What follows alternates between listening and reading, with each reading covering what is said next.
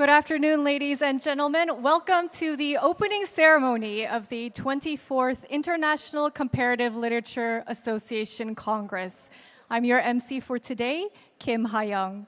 Before we officially begin, we would like to welcome you with a traditional Korean performance. 사물놀이 is a dynamic Korean folk performance featuring 4 percussion instruments: the 꽹가리, the small gong, 칭, large gong, 장구, hourglass drum, and 북, the barrel drum. These 4 instruments are collectively called 사물. Today's performance will be led by Master Kim Deok-soo, the very person who founded 사물놀이 in 1976. Nearly for half a century, Master Kim has been known as the greatest performer of our time and pioneering the global popularity of Korean traditional performing arts through thousands of performances worldwide. Now, please welcome Master Kim Deok-soo and his 사물놀이 troupe with a big round of applause.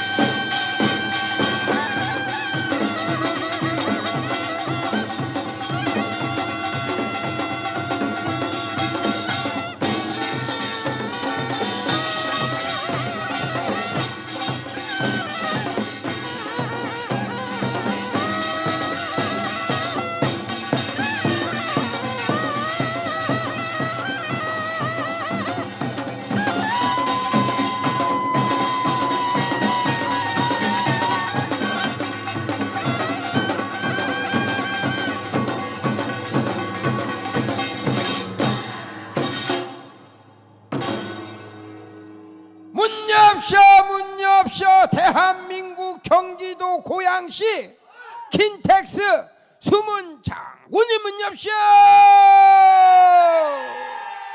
사물놀이가 오늘 오신 여러분들 앞으로 만인강과 만고 복록을 태산같이 두리두동실 많이 싣고 여러분들 앞으로 몰고 들어갑니다.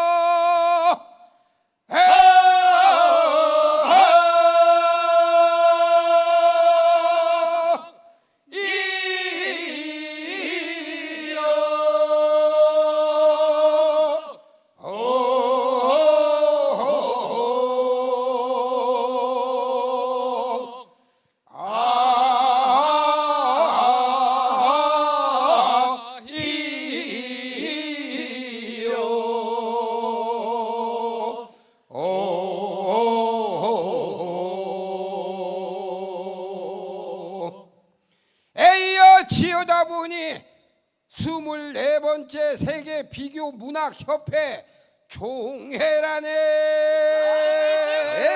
내려 굽어 보니 이 자리에 오신 세계 문학인 여러분들, 한각시 분각시 원초당 분초당 금일청정 대도라네. 아무래도 전국 1호구나. 에이요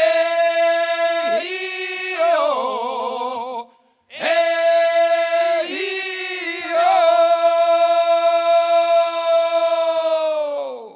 여러분 환영합니다.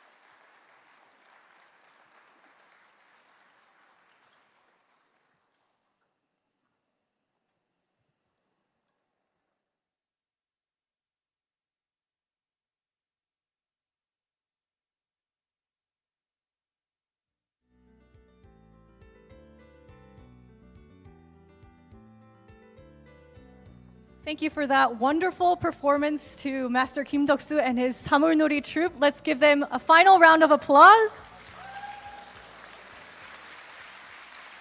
And now to officially open, we will have the opening ceremony video. So please turn your attention to the screen in front of you.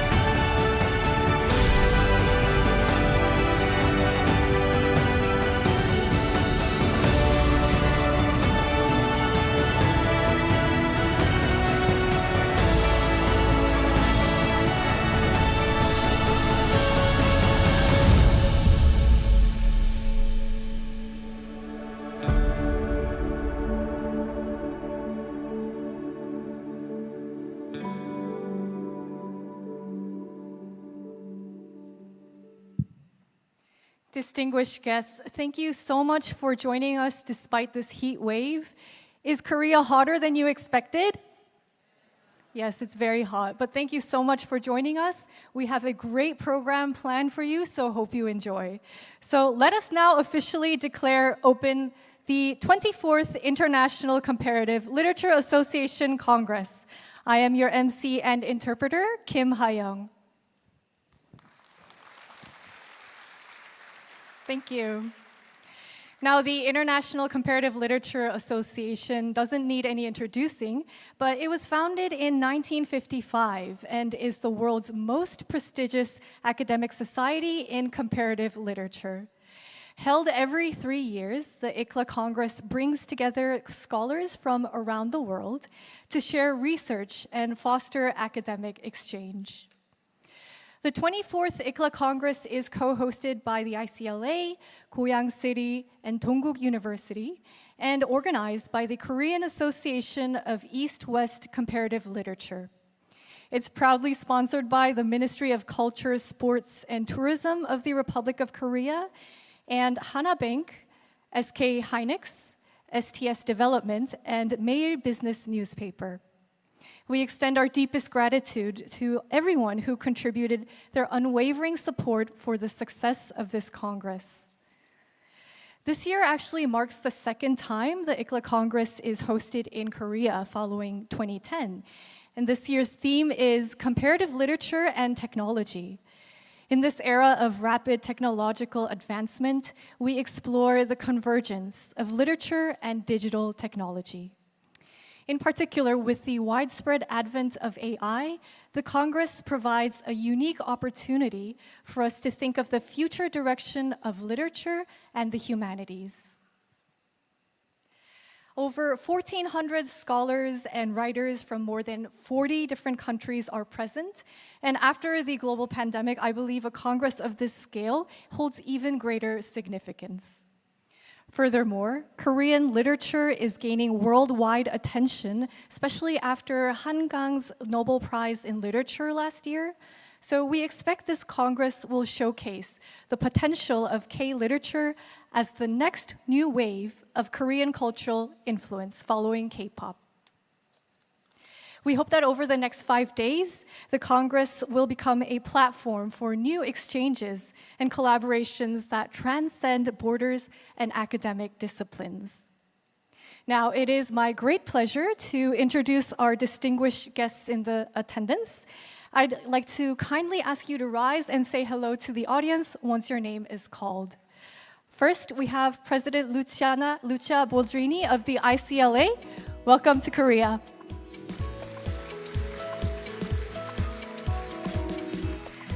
Organizing Committee Chair Kim Young-min of the 2025 ICLA Congress. Thank you for your presence. President Chung Yoon-gil of the Korean Association of East-West Comparative Literature. Welcome. Mayor Lee Dong-hwan of Goyang City, who has kindly provided this wonderful convention venue. Thank you. President Yoon Jae-young of Dongguk University, co-host of this Congress. Thank you for your presence. Director Chun Soo-young of the Literature Translation Institute of Korea. Your presence is greatly appreciated. CEO Kim Jong-uk of KBS Art Vision, thank you for joining us. CEO Lee Hyung-woo of EM Ventures. Your presence is greatly appreciated. Lastly, Assemblyperson Ko Jun-ho of Gyeonggi Provincial Council.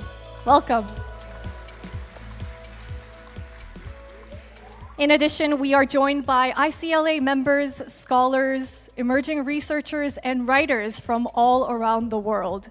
Thank you all for gracing us with your presence. So let's have a round of applause for everyone.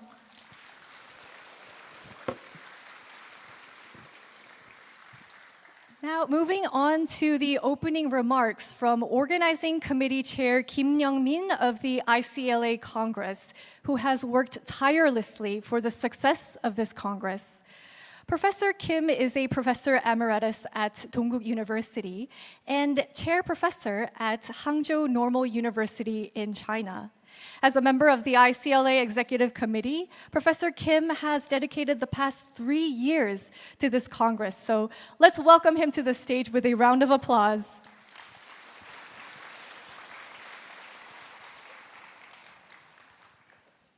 Dear the ICLA participants and the dear Korean delegates, it is my great honor and pleasure to welcome you to the 24th International Congress of the International Comparative Literature Association, held here in Korea under the theme of the comparative literature and technology.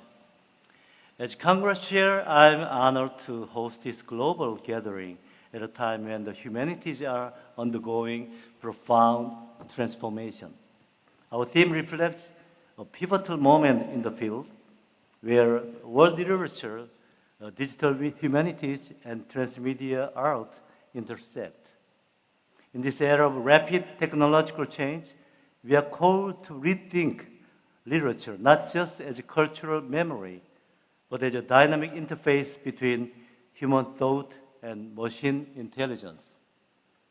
Yet even as we embrace new tools and platforms, we reaffirm the enduring value of comparative literature's core method, which has been close reading, historical context, and cross-cultural analysis.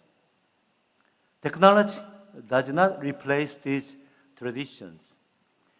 It expands and reframes them, challenging us to rethink across languages, media, and mode of knowledge. This Congress invites us to explore the technological sublime, the awe and anxiety sparked by AI, machine translation, and automated thought. It also asks here how digital platforms and data-driven methods are reshaping how we read, write, and interpret texts across cultures. This Congress invites us to explore more deeply about the technological digital transformation. We are deeply grateful to Dongguk University and then City of Goyang and the Ministry of Culture, Sports, and Tourism for their generous support. My heartfelt thanks also go to the ICLA Executive Council, the Korean organizing committees, and all who made this Congress possible. To our keynote speakers, research committee chairs, and session of conveners, thank you for shaping such a rich and diverse program. As we see in the comfortable, we have more than 400 sessions, which originally has been more than 500, but it has been reduced to 400. And then it's amazing to find out the more than 1,500 submission has been made, and we selected and then reshaped all the formation of the each session. So as scholars, translators, and creators, we face a rapidly evolving landscape. But there is also momentum and opportunity to forge new methodologies, reimagine the archive, and build a more inclusive, transnational, and technologically attuned literary discourse. I hope this Congress will be a space of inspiration, collaboration, and renewal. Let us embrace the challenge of thinking literature differently across media, disciplines, and the boundaries of all human and machinic elements. So thank you so much for your dedication and effort to make this possible. I hope you are looking for 4 more days of the intense and then deep analysis of ourselves, and then enriching ourselves toward the better humanities in the whole world across the languages and cultures. Thank you again for your participation. Thank you, Professor Kim, for your message on our critical role at a time when humanities is undergoing a profound transformation. And thank you for officially declaring the opening of the 24th ICLA Congress. Please give him another round of applause. Next, we will hear a congratulatory address from Mayor Lee Dong-hwan of Goyang City. Goyang City has provided extensive support and cooperation for this Congress. So please warmly welcome Mayor Lee.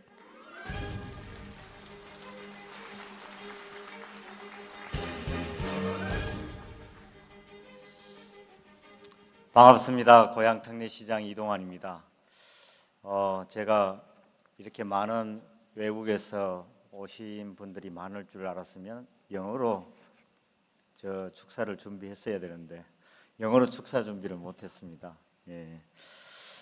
존경하는 우리 세계 비교문학협회 회원 여러분, 그리고 또 문학을 사랑하는 마음으로 세계 각국에서 이 자리를 빛내주고 계신 우리 내외빈 여러분, 우리 유서 깊은 제24차 세계 비교문학협회 총회를 맞아서 진심 어린 환영의 인사를 드립니다. 올해는 세계 비교문학협회 창립 70주년을 맞이하는 뜻깊은 해로 그 의미가 더욱 남다르다고 생각이 듭니다.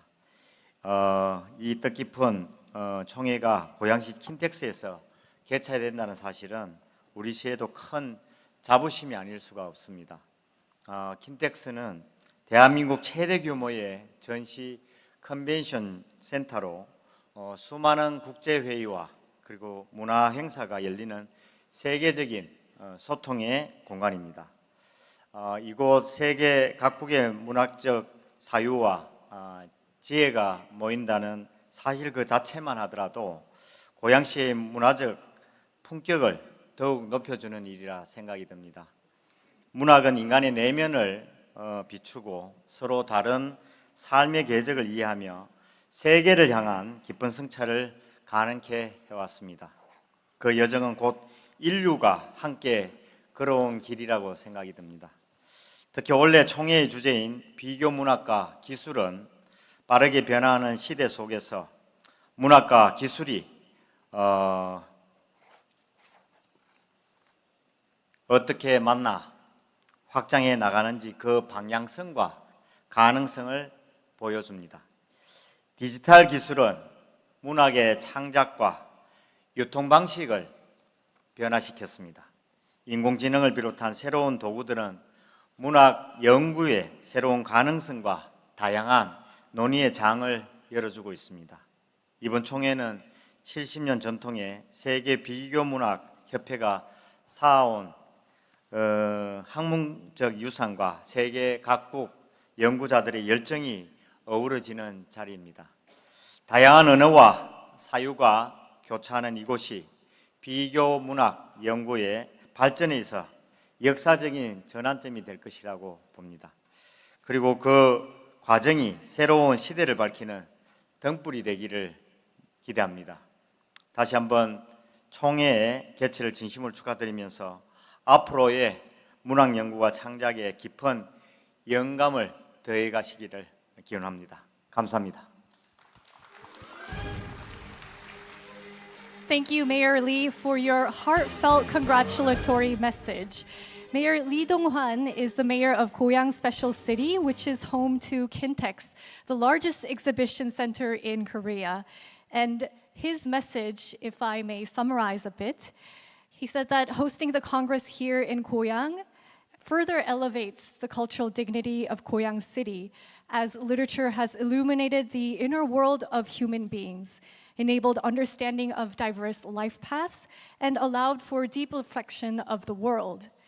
And especially with technology ever changing, we must think of our role and see how literature is created and distributed differently. So he hopes this Congress will be a beacon that lights up a new era, and congratulations on opening of this ceremony. Thank you.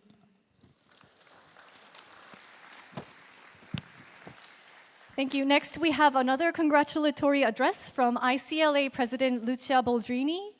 Professor Boldrini is a faculty member at Goldsmiths University of London and has been serving as ICLA president since 2022, contributing greatly to the advancement of comparative literature worldwide. Please join me in welcoming President Boldrini.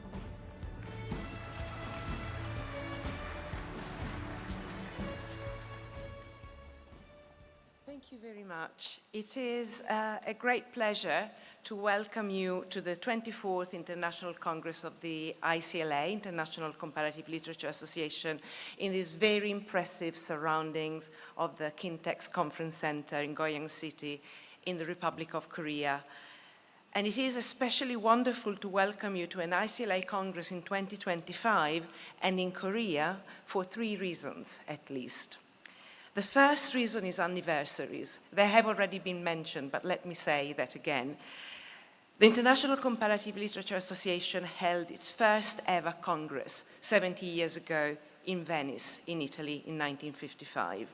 So it is an important anniversary year for us, and celebrating it in Korea is particularly appropriate because we also celebrate another anniversary. It is 15 years since the ICLA's first ever Congress in the Republic of Korea in Seoul in 2010.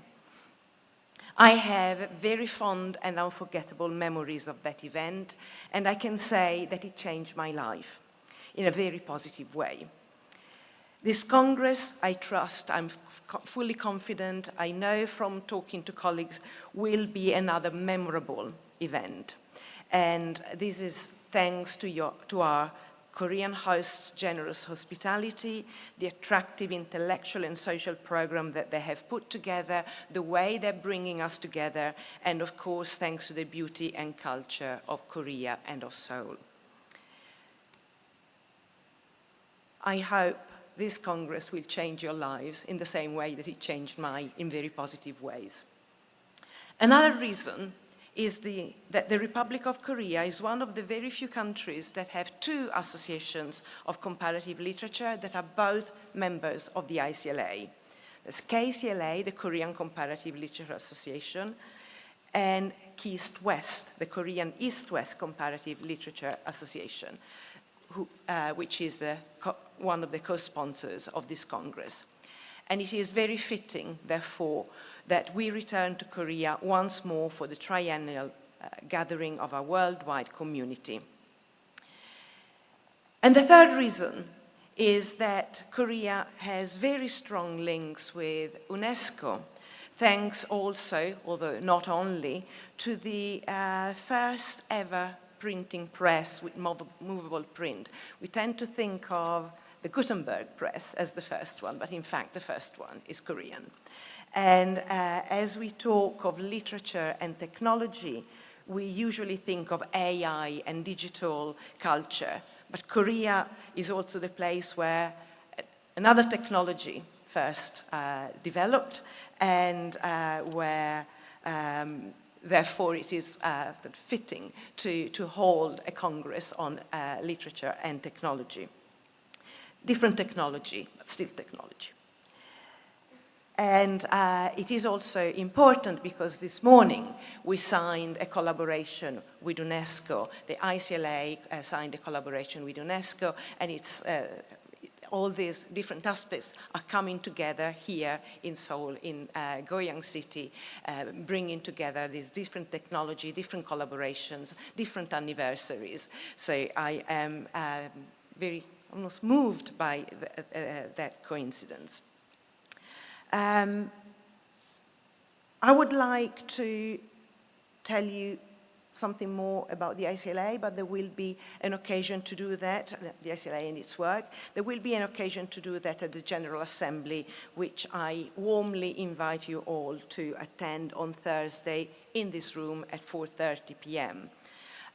If I may take one moment of this congratulatory address to remind all participants, you are members of the ICLA, please vote if you have not done so. You have another day to do so. Please do that and participate in the democratic life of the ICLA. There are polling booths outside. If you can't vote on your phone or laptop, you have no excuse. You must do that. So I would like to thank all those that have worked so hard to get us here.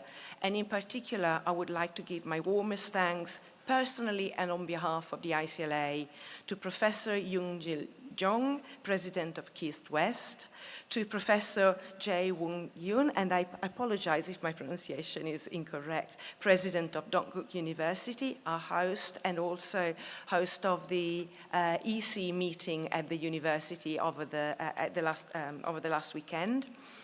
And the mayor of Goyang Special City, Mr. Dongwan Lee, the city has been enormously supportive of the Congress. You were determined to bring us to Kintex. You managed. Thank you very much. And last, by no means least, to the Congress organizing team, all of them, and above all, our indefatigable, heroic colleague and friend, Professor Young-Min Kim, chair of the organizing committee, who has our gratitude for all he has accomplished, often in very difficult circumstances, but always with very good cheer and energy. So thank you, Young-Min.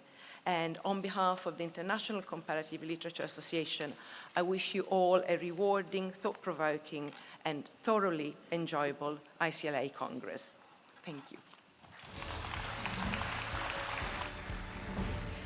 Thank you, President Boldrini, on your warm message on the significance of celebrating the 70th anniversary of the ICLA in Korea with Korea's critical contributions to comparative literature. Thank you. Let's give her another round of applause. We will now hear a congratulatory message from Governor Kim Dong-yeon of Gyeonggi Province. Governor Kim, former Deputy Prime Minister for Economy, is currently serving the province's 14 million residents, and despite his busy schedule overseeing flood recovery efforts, Governor Kim has kindly sent us a video message. So let's take a look. 2025 세계 비교문학협회 총회 개최를 우리 1420만 경기도민과 함께 진심으로 축하드립니다. 먼저 저희 경기도를 찾아주신 40여 개국 1,400여 문학인 여러분 진심으로 환영합니다. 이번 총회 개최를 위해 애써주신 한국 동서비교문학학회, 고양시, 또 동국대학교와 관계자 많은 분께도 깊은 감사 말씀을 드립니다. 어렸을 때부터 저도 문학 소년이었습니다. 지금도 어쩌면 그 꿈이 제 속에 조금은 남아있는지 모르겠습니다. 작년은 한국 문학이 세계 문학의 중심에 선 아주 뜻깊은 해였습니다. 대한민국의 작가 한강, 아시아 최초 여성 노벨 문학상을 품는 큰 쾌거를 이뤄냈습니다. 역사적 트라우마에 맞서고 인간 생의 연약함을 드러낸 강렬한 시적 산문, 한림원 노벨위원회가 밝힌 선정 이유, 우리 모두 다 기억하고 있습니다. 한국 문학은 이제 세계인과 더 큰 공감과 연대를 이루면서 새로운 역사를 써내려갈 것입니다. 오늘 대한민국 경기도에서 열리는 2025 ICLA 세계총회도 그 대전환의 중요한 전기가 되리라고 믿습니다. 경기도는 대한민국 출판의 중심, 파주 출판단지를 비롯해 창작과 창의, 문화의 힘이 살아 숨쉬고 있습니다. 경기도는 또한 책 1000권 읽기 프로젝트를 지금 지원하고 있습니다. 하루에 10분씩 책을 읽으면 한 달에 책 한 권 읽고 평생에 걸쳐서 책 1000권을 읽는 프로젝트를 시행하고 있고 적극 지원하고 있습니다. SNS와 디지털 소통이 온통 우리 사회를 지배하는 가운데서도 책을 읽으면서 인문학적인 소양과 인간적인 성숙을 기하는 좋은 계기가 되리라고 믿습니다. 대한민국을 상징하는 K문학이 세계와 소통하면서 더 큰 미래를 펼쳐나갈 수 있도록 늘 힘껏 응원하겠습니다. 다시 한번 문학계 올림픽 ICLA 총회 개최를 축하드리면서 참석하신 모든 분들 항상 건강하시고 행복하시길 기원합니다. 감사합니다. Thank you to Governor Kim. We also received a congratulatory message from Deputy Prime Minister of Economy Gu Yun-chol, who previously served as Minister of the Office for Government Policy Coordination and Vice Minister of Economy and Finance. It is my honor to read Deputy Prime Minister Gu's message on his behalf. Distinguished members of the International Comparative Literature Association, honored guests from home and abroad, it is a great pleasure to welcome you all. On behalf of the government of the Republic of Korea, I offer my heartfelt congratulations on the opening of the 24th ICLA Congress. I extend a special welcome to President Lucia Boldrini of ICLA, and all of you who have traveled from afar to join us. I'd also like to express my deep appreciation to the Korean Comparative Literature Association, Dongguk University, and the city of Goyang for their unwavering dedication to making this Congress a success. With the theme of comparative literature and technology, this Congress presents a timely opportunity to reconsider the role of literature in addressing global challenges and mediating cultural relations in our era. In a rapidly changing world, literature remains a mirror to the human soul and one of the most powerful imaginative languages capable of bridging our divided realities. The recent awarding of the Nobel Prize in Literature to Korean author Han Gang has once again reminded us of the universal power of literature and its ability to transcend linguistic and cultural boundaries.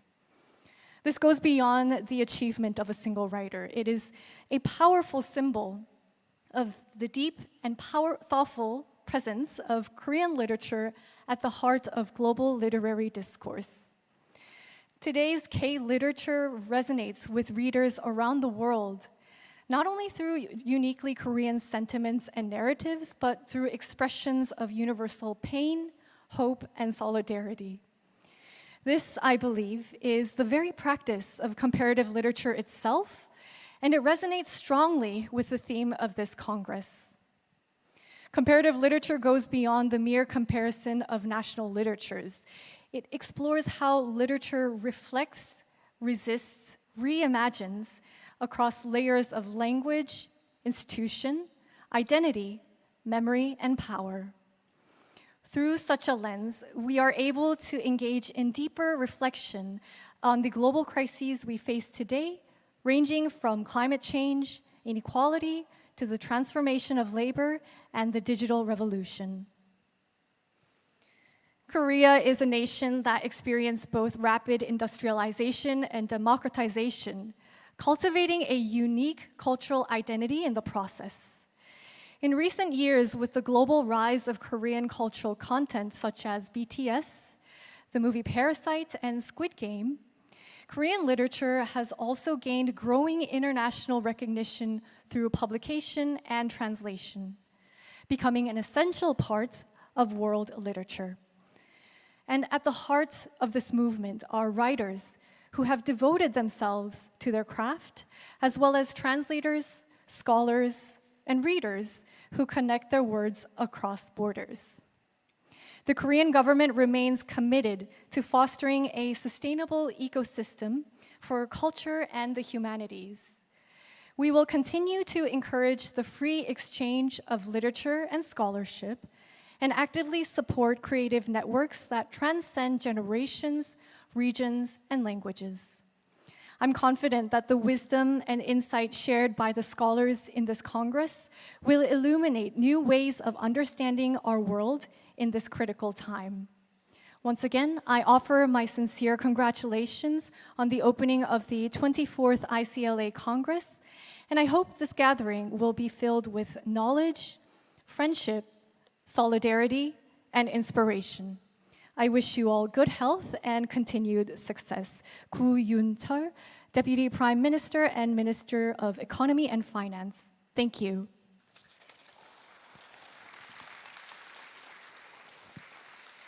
We deeply thank Governor Kim Dong-yeon and Deputy Prime Minister Koo Yoon-chul for their messages despite their busy schedules.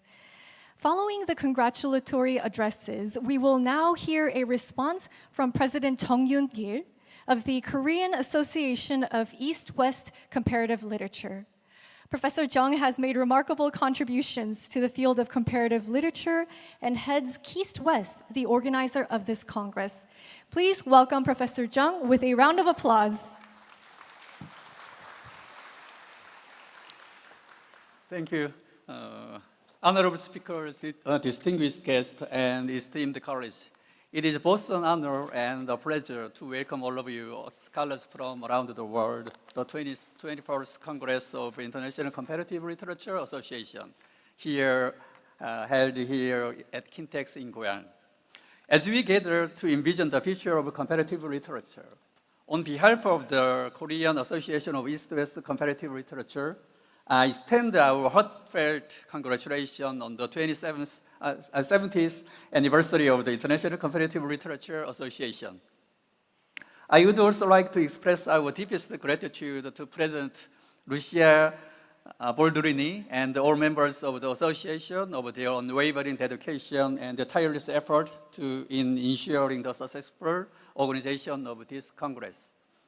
It is my privilege to personally welcome the distinguished scholars who have joined us to deliver keynote address.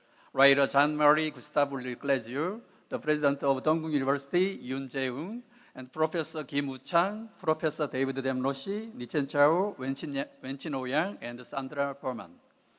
Thank you all for making time to be with us. I am confident that your insight into comparative literature will greatly enrich the academic dialogue of the coming days. This event is co-hosted by Dongguk University, Goyang City, and East-West. I wish to convey my profound appreciation to our esteemed co-hosts and partners for their invaluable support and collaboration in bringing this event into fruition. As we get here, we do so with a shared purpose and a common goal. Whether it is to celebrate a significant milestone, to gain new knowledge, or to foster connection across culture and discipline, we are united by a spirit of intellectual curiosity and mutual respect. It is a true honor to be among so many talented and accomplished individuals, each of whom bring a unique perspective and invaluable expertise to this gathering. I am confident that the discussion and exchange over the 5 days will be both stimulating and enriching,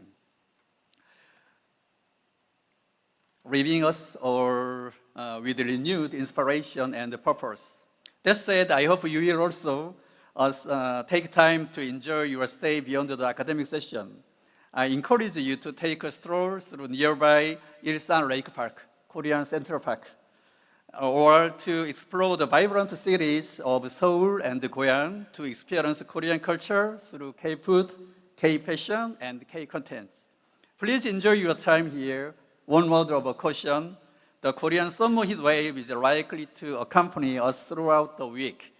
We kindly urge to take care of your health and stay hydrated.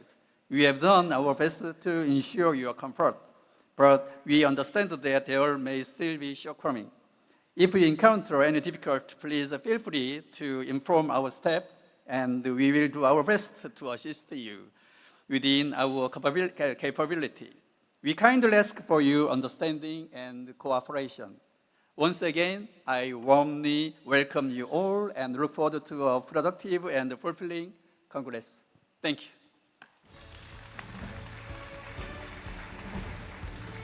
Thank you, Professor Chung.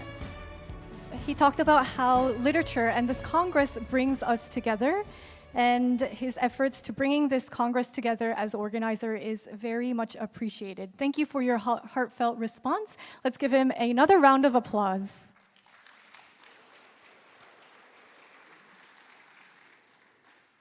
We now move on to a very special part of today's ceremony. We're honored to invite the renowned Jean-Marie Gustave Leclésio, recipient of the 2008 Nobel Prize in Literature, to deliver a special lecture.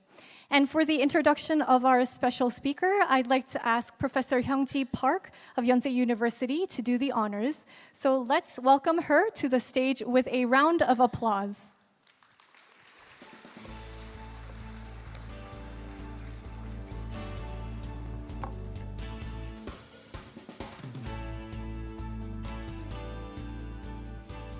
Good afternoon. I hope you've been having a great conference so far. My name is Hyung-ji Park. I teach in the English department at Yonsei University, and it is the first time in my life for me to introduce a Nobel Prize laureate, and a tremendous honor. I'm so honored to be up here on stage to introduce one of the most anticipated sessions of this conference.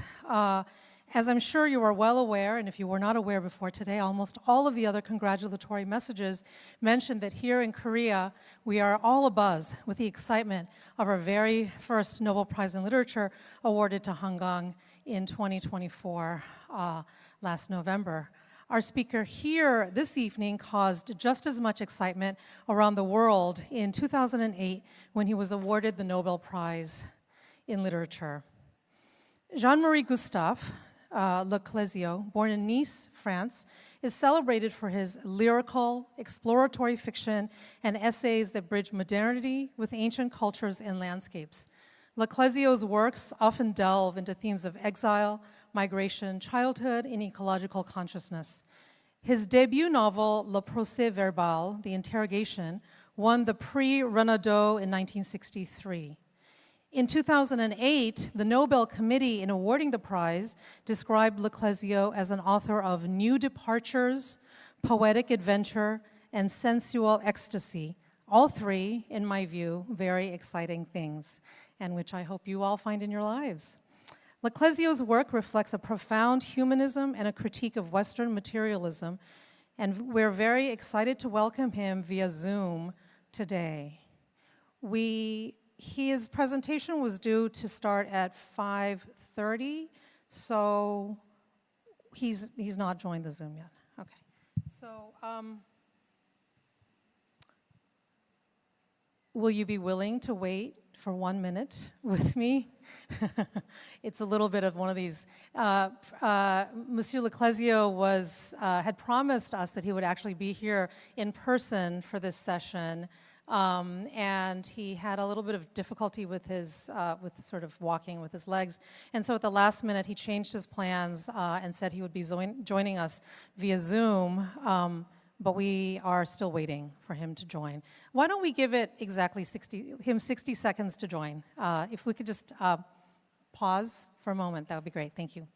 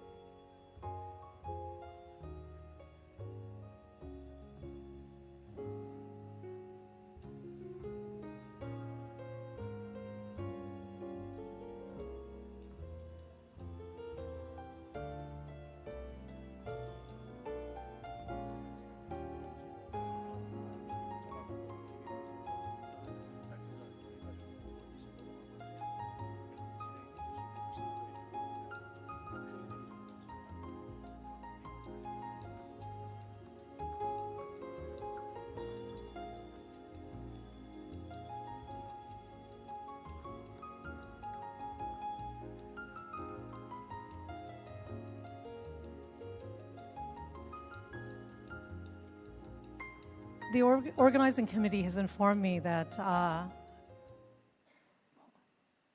hold on a second.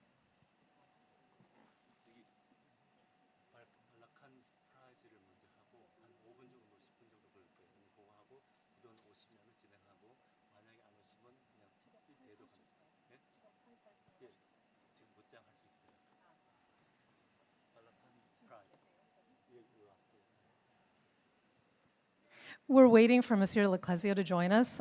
He may be having some technical difficulty. Is he here?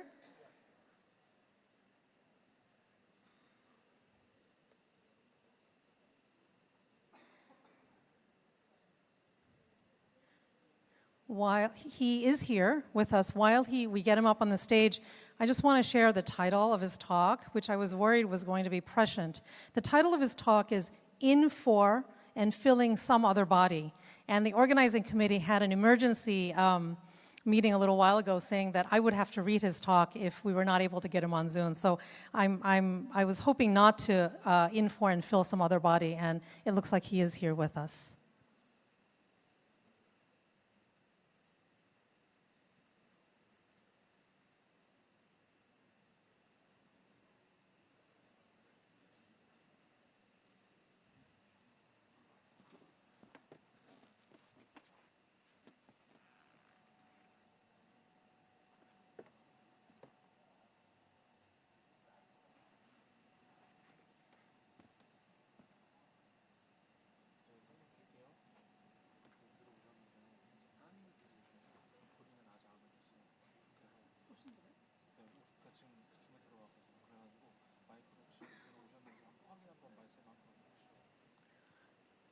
Hello.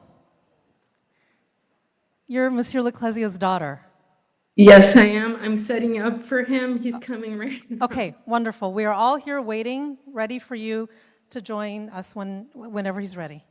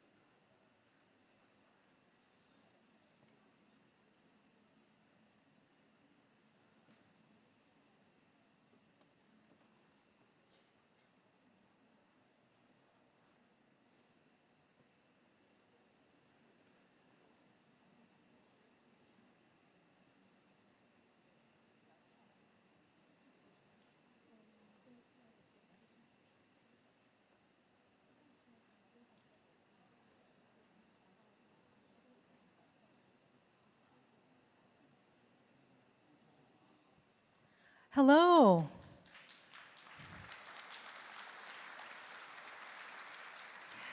Monsieur Leclésio, we are really honored to have you with us. I know it's early for you in France, and we have a big audience here. I don't know what you can see of us. My name is Hyungji Park. I'm the moderator for this session, and I've already had the honor of introducing you.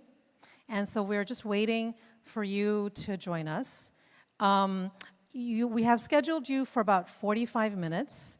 We thought that maybe that would be 30 minutes of your speaking to us and then 15 minutes of a Q&A, but you can run that in whichever way you wish. I will make sure that we can hear you, and then I will just leave the floor for your remarks for now. Are you able to, can we hear you? Well, thank you for your welcome. It's a great pleasure, it's a great honor to be part of this meeting at Dankook University.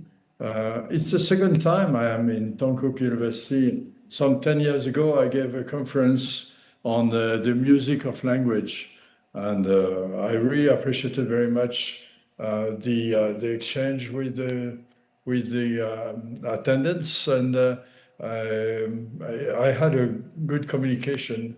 So it's a pleasure. Though it's incomplete, I should be there in the flesh. But unfortunately, I had an accident. I fell on my knee. My wife has an operation to be done very soon. So for all those physical reasons, I cannot be present in the flesh, but at least you can see my image, and I hope we can exchange ideas and we can have a good communication. So it's a great honor. And Togo University has the reputation of being a very open-minded university with an open mind on all all languages and all literature. And it's a great pleasure also to be in the presence of Professor Kim Young-min, who is a specialist on communication, specialist on the English literature. So for me, it's a great pleasure. I'm going to be brief with the presentation because it could be boring for the people if I just read my paper. So I'll make a brief presentation, and then I hope we could have an exchange with the students and the person who are present at this meeting. The title I chose for my presentation is comes from a quote of John Keats, a romantic English poet, John Keats, who died very early. He's a very extraordinary figure in the English literature, and in his correspondence, he quoted. I could quote this phrase from John Keats: "A poet is the most unpoetical of anything in existence, because he has no identity. He is continually informing and filling some other body." What does this mean? It's quite difficult to explain. We find in the quote by Keats a paradox. So how is it possible that poetry, I have to refer to the origin of the word poet, and poetry comes from the Greek poiein, to make something. So how poetry could be so unpoetical, and how the poet could be the most unpoetical of all beings. The paradox could be explained if we refer to what could be the art of translation. As for the art of translation, the poetry cannot be totally original, and it has nevertheless a power of recreation, and it contributes to this whole treasure, which is the human language. We have to understand the deeper meaning of Keats' paradox. Using a language is always an interpretation. It's never uniquely personal. It has something of an interpretation. So it's a work of transposition. In the art of poetry, if we oppose the art of poetry to the art of storytelling or to the art of history is also a part of literature. The poet is opening the mind to a many-faced meaning, multi-dimensional in time and space, and to the secrecy of the human mind. The explanation is thus: the poet writes not only with words, meanings, mythms, or reminiscent images, but also with sounds, rhythms, and accents. In his famous treatise on the poetical art, the Greek philosopher Aristotle insists on the physical aspect of the poetical art, especially the choice of versification and what he calls the art of catharsis. Catharsis comes also from the Greek kathareo, which means running by, because the language in poetry has to be running. It has to be like a source. It has to be like running water. but at the same time, it alleviates one's inspiration because it's a way to get rid of obsessions. It's a way to express a deeper mind. Modern creation has kept the idea of sharing with words in a life which is nowadays accentuated on the efficiency of science and on rationality. Poetry has kept somehow the virtues of exploration, which means the virtues of something magical, something which is not totally rational. So we could refer also to a poet, Antonio Machado, who wrote, a Spanish poet who wrote this astonishing phrase, caminante no hay camino, se hace camino al andar. In English, walker, there is no path. The walker makes his path while he is walking. A key to the poet's paradox, writing or walking invents its own path. The other side of poetry is in the sharing of a common language. History of literature has insisted on the role of schools in creation, in narration or in elaboration of style. We know of the so-called classicism and modernity. Of course, the classic composer did not want to be classics. They thought of themselves as being modern. And even those who proclaimed the need to return to classicism, like the Pre-Raphaelite in England or the Alexandrine in France, were in favor of a new trend and made it manifest that they were not reinventing something, not copying it, that they were doing something original. In fact, it is difficult to pin up what is the essence of classicism. And we have to remember the definition, comical definition by Umberto Eco, the Italian novelist. A classic is a book that I reread. If I read it for the second time, then the book becomes a classic. Influence is essential in creation. It can be evaluated in percentage. So much percent for knowledge, cultural knowledge, so much percent for reminiscences, which means involuntary returns of one's reading and remains of unidentified rumors.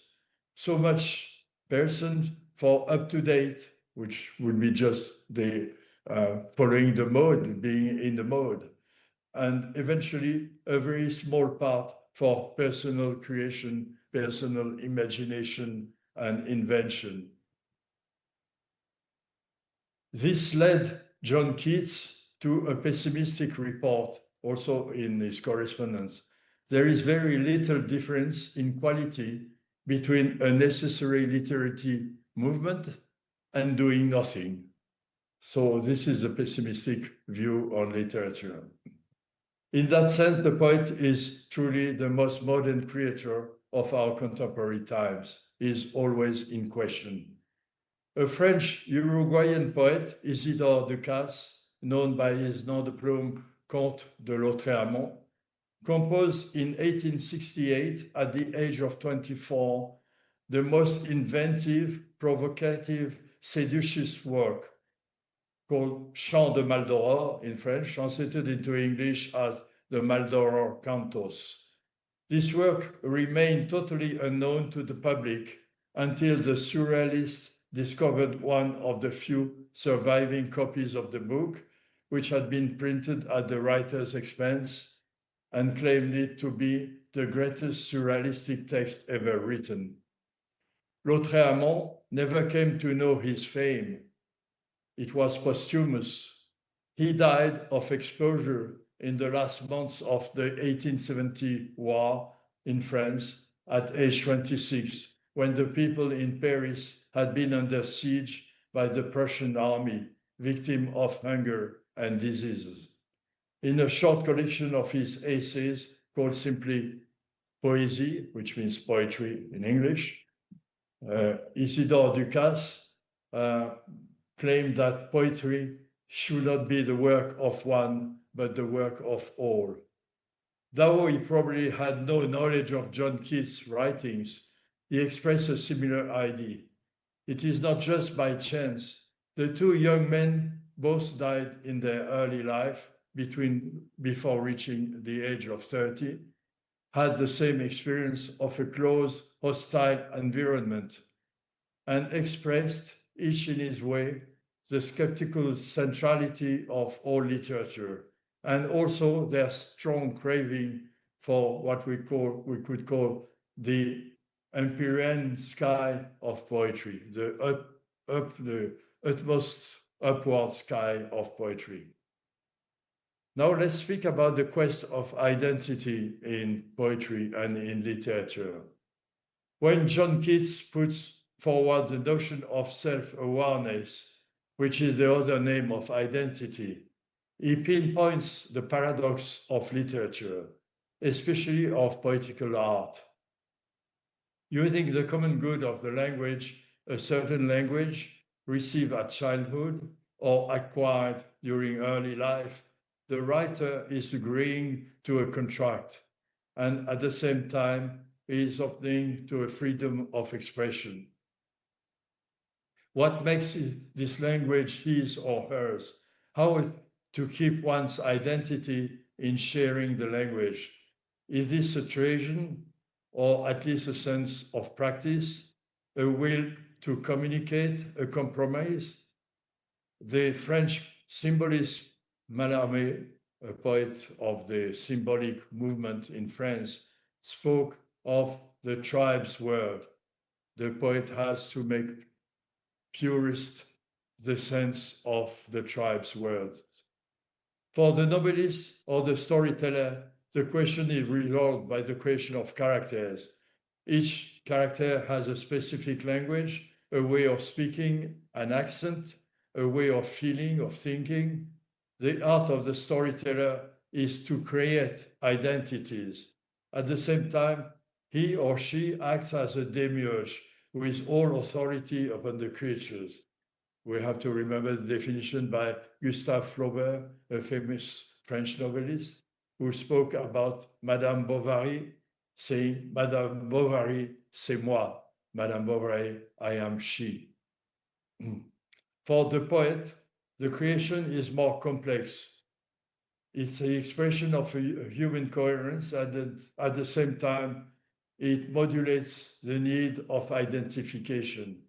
Even in lyrical poetry, of which the best expression would be the Chinese poets of the famous Tang dynasty between 650 to 900 of the Common Era, the concentrated form of the verses, quatrains or octanes, written in octosyllables, and the highly restraining rules of the versification allow the impression of a reciprocating movement between senses from nature to humans and back.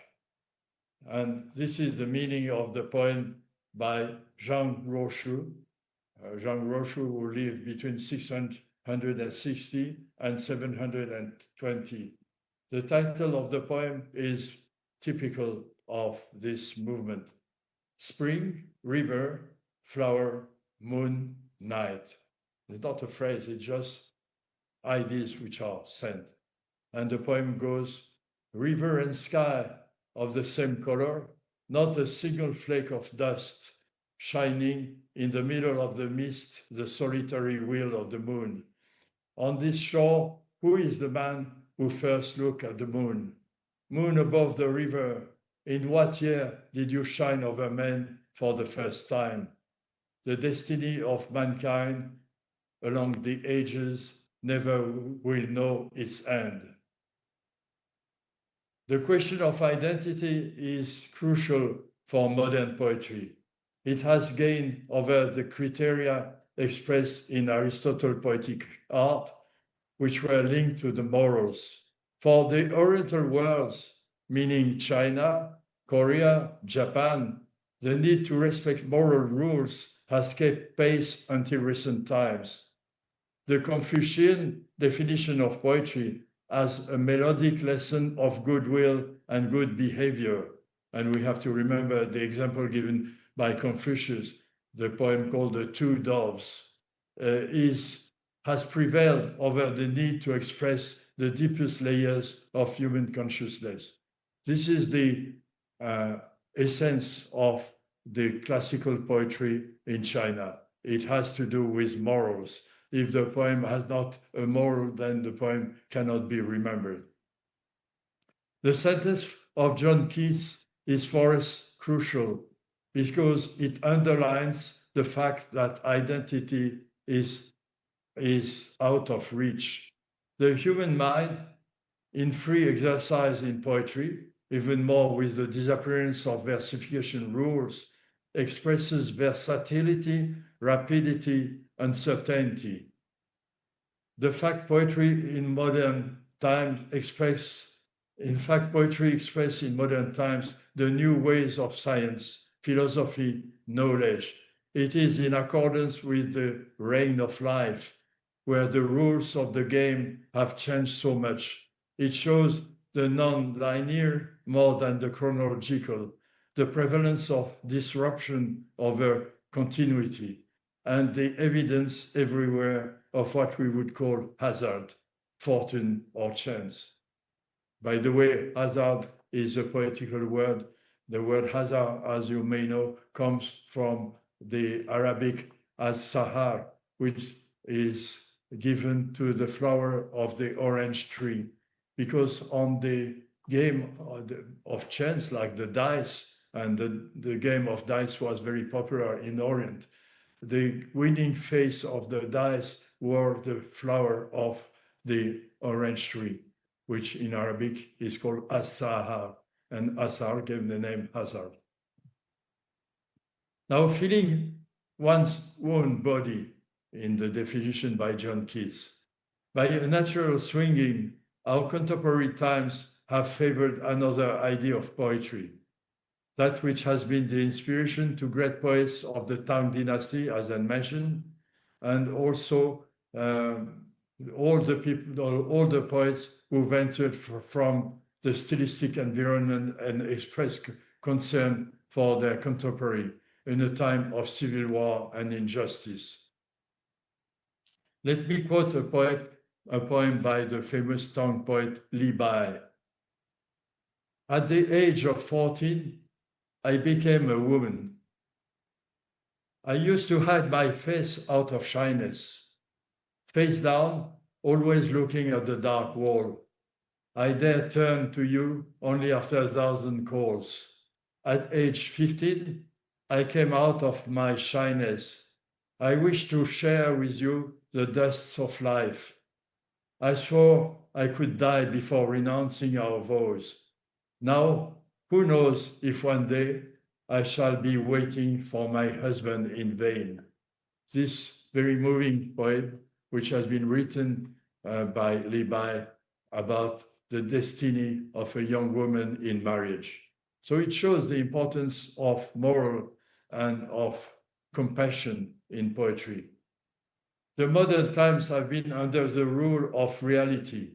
Poetry, as for the novels and the paintings, dedicated its works to the partaking of human beings, following the rays of democracy and justice. The so-called rays of commitment literature by Steinbeck, Dos Passos, Zola, or Dickens has been an inspiration for poets like T.S. Eliot in his celebrated elegy of the wasteland dedicated to the state of Europe at the end of the war, mixing styles, languages, and rhythms. The most emotional of the commitment poets is maybe the Korean poet Yoon Dong-ju, who was assassinated by the Japanese colonial army, and who celebrates the beauty and the hope for a new life in a poem called The Stars. With the soul singing to the stars, I'm going to love all forms of life, as I shall have to do All I shall have to do is follow the path given tonight once more. The sky is scattered with stars. However, the great change in poetic expression is undoubtedly the rise of feminist literature, both in poetry and in storytelling. Everywhere in the world, in all languages, in all cultures, women are now the representatives of a social revolution. They have picked up the torch of commitment where it had been laid down by men. In a celebrated collection of poems, the Chinese poet Zhai Yongming, an authoress born in Shanghai in 1980, has claimed for the freedom of women all over the world in a collection of poems which has been translated in English and published in the United States called simply Women.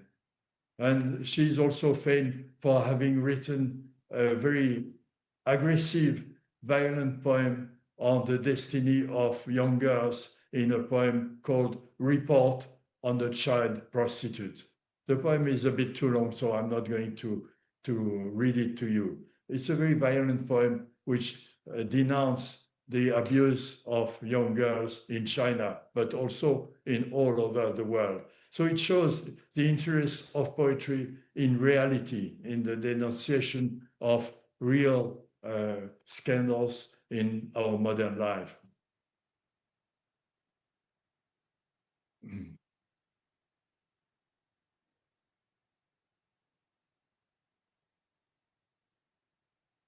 Now I should like to speak briefly on the art of translation. The motto goes in Italian, traduttore traditore, translation treasure. The saying could be justified. We have to remember the way the Spaniards made the conquest of America. They were able to make the conquest of America thanks to a woman. That woman was a captive in the Mayan tribe in the south of Mexico. When the Spaniards invaded Mexico, they bought that captive from the Mayan Indian.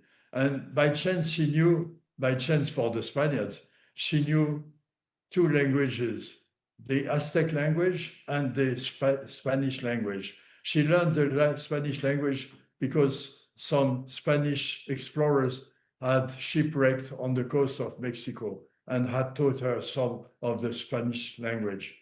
And she was bought by Hernan Cortes, who eventually made her his mistress and had children with her. And she was the mean which allowed the Spaniards to enter into Mexico and to allow alliances between the Spaniards and the different Indian tribes. And by the way of this translator, a group of 300 people was able to submit a population of more than 1 million people. So sometimes translation has a signification, it has a signification of violence. But translation is not only a weapon for the conquerors, it allows also meeting between cultures, future exchanges, benefits. Translating is built on the idea of transfer. Translating is not only a question of vocabulary, it is also to accept the other, try to guess, to feel and to live like the other. It means inventing the other, familiarize with other decor, another neighborhood. It is not just a question of learning by heart a dictionary and a grammar. How to translate the use of auxiliaries, the expression of time, movement, the personal pronouns, the play with sounds, the taste for agglutinated composed names. How to translate all the flexions, modism, the short particles that the linguists call struments, which allow communication between words. Sorry, I have a bad throat.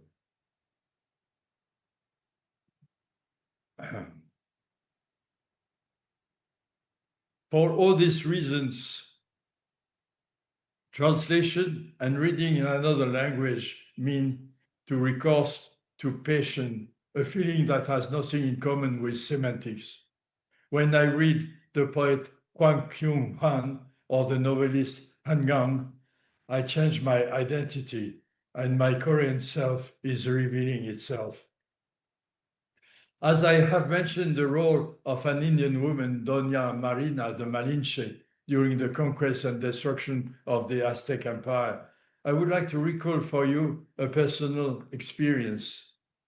I was at the University of Oklahoma in Norman, in the United States, some 20 years ago, participating to a colloque on creation and translation.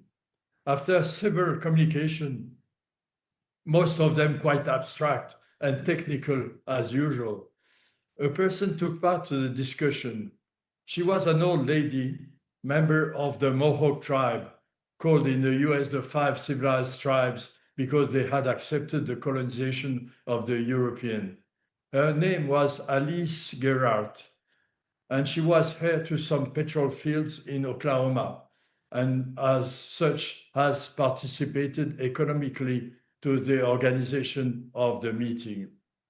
She was kind of shy, and in spite of her rank, she did not dare to speak in public. So instead of speaking, she wrote a question on a leaf of paper, and she passed the question to the tribune, where I was myself. On the paper was written a simple question that I read with some curiosity. It was written in the interrogative form, which is familiar to the indigenous people in America. The question was, is not the translator putting the translation at the feet of the author? We were all surprised by her question. We could not give any answer. What was the meaning of her expression, putting at the feet? 1 moment later, after the end of the session, the sense of the question struck me. What she meant by putting the translation at the feet of the author signified that there cannot be a valuable translation, especially in literature, without a sharing of respect and care, as if there was something of a sacrament in the act of translating, that the translator was offering the translation to the author, offering like an offering that is put at the feet of a valuable figure. I would like to link Mrs. Alice Gerard's original remark to the quest of truth and partaking implicated of the words in the words of John Keats. And for this, I would like to quote the words of John Keats in a brief passage of the Ode to a Nightingale. This is one of the most famous poems by John Keats, and it's an admirable metaphor of the poet's solitude and devotion. Quote, always with thee, tender is the night, and happily the queen mood is on her throne, clustered around by all the starry phase. But here there is no light, save from what from heaven is with the breeze blown, through verdurous glooms and winding mossy ways. This poem, I would like to mean the end of my presentation. Creation, like translation, is an adventure of the mind which gives body and enclosure to oneself, and which requires the need of feeling some other body. It's a sharing of identities. Thank you for listening to me. Now, I would like to follow with exchange with the public, if this is possible, exchange of ideas on this idea of the quest for identity, which is put forward by John Keats, the Romantic poet John Keats, and by all the contemporary poetry.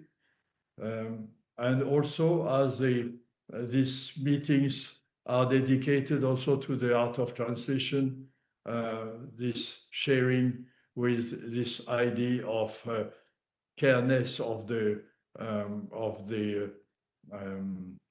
particular feeling that we have to cultivate when we translate a piece of literature from one language to another language. I have been a translator myself. I have translated some works. One book which is called The Relation of Michoacan, which is, or in English, The Chronicle of Michoacan, which is a book dictated by the ancient priest of the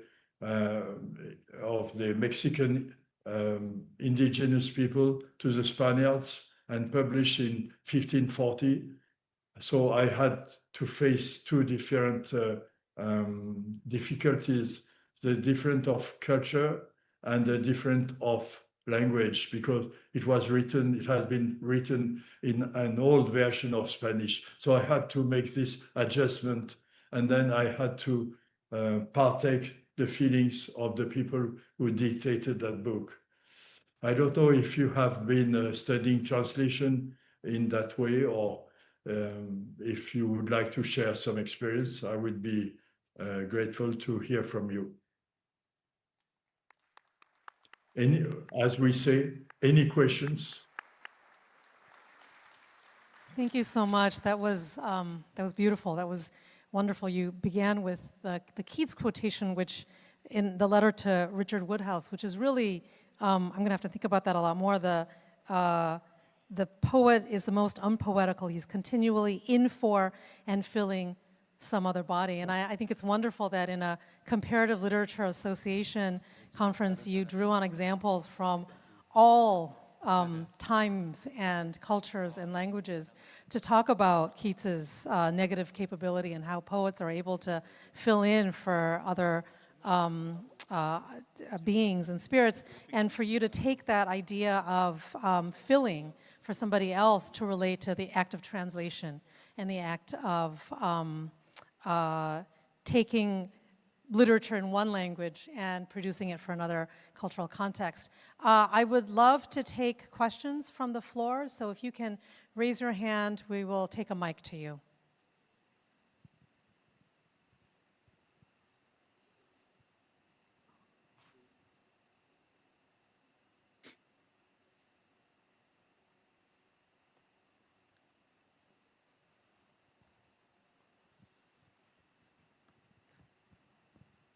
Thank you very much for your inspiring lecture, talk. I'm quite sort of putting myself, awe and wonder listening to your lecture. In terms of translation, I think composing a poem is to translate yourself into something else, someone else, becoming something other than you, something other than what you are. And you mentioned Aristotle's idea of poetic art, which involves ethics, morality, and all that. Composing a poem, writing a poem, involves translation. That also involves your ethical transference from yourself to something else and someone else, which is also amazing. And then coming back to the ethical moment, in one sense, a writer or a poet can misuse or abuse his language power to describe a dictator or tyranny. In that sense, what sort of ethical moment do you believe, or would you tell us we can rectify and justify? Thank you. Thank you for your comment. I was interested in speaking about the Korean literature because I think Korean literature is very close to poetry. It has also it has very often, even in the most realistic novels, there is a poetical dimension. One of the great examples of the poetical art in novel or in storytelling is by Isang. Isang is one of the great creators or one of the great author of the Korean literature, and his short story, The Wings, is more on the side of poetry than on the side of storytelling. It tells a story, but at the same time, it makes us reflect on the role of the language. This might be due to a long tradition of the poetic art in the Korean literature. And I think this is what makes Korean literature very close to the inspiration of poetry. In Europe, and specifically in France, the French literature, French culture is a very rationalistic culture. It has to make division, it has to separate genre. You cannot mix, you could not mix the genre. You had to respect the shapes, the forms which had been dictated by the classic authors. If you think of Racine, you think of even La Fontaine, they are dealing with an art which is specific, which has specific rules, and you cannot escape to the rules. If you escape the rules, then you are not accepted. It's only very recently that French literature was open to something else, something which was not rationalistic. And it was due in great part to the English and German literature, because the Romantic movement in England had a great influence on the literary art of the French authors.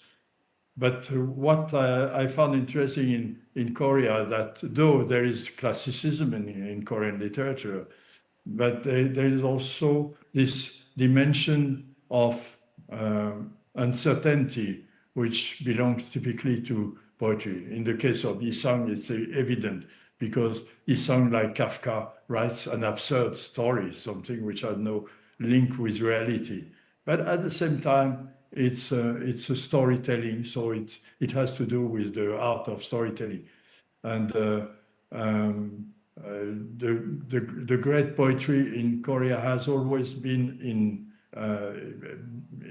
between prosodic form, the prose, and the poetical art. And in the Chinese literature, the separation is more evident.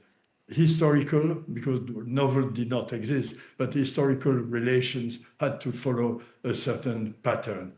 And poetry had to follow also a certain pattern, respecting versification, respecting the fundamental art of poetry, which was written in a book, the great book of Odes, which was composed partly by Confucius. So all this had a definition. In Korea, I think there is more evasion, more subtlety in the transfer between poetical art and narrative art. So this is my feeling. I'm not a specialist in Korean literature. I'm not a specialist in Chinese literature either. I have spent some years in my life in studying comparative literature, what was called comparative literature. When I was in my 20s, I was at the university following lectures in comparative literature. And then, for some reason, the French Academy decided that comparative literature was not interesting, so they suppress that from the cursus of students. And the post students who had to study comparative literature found no use in their studies. But I understand that in Korea, comparative literature is an important element in the studies. This is one of the specialties of Professor Kim Yong-min. Any other question regarding the presence of the poetical art in Korean culture or in English culture?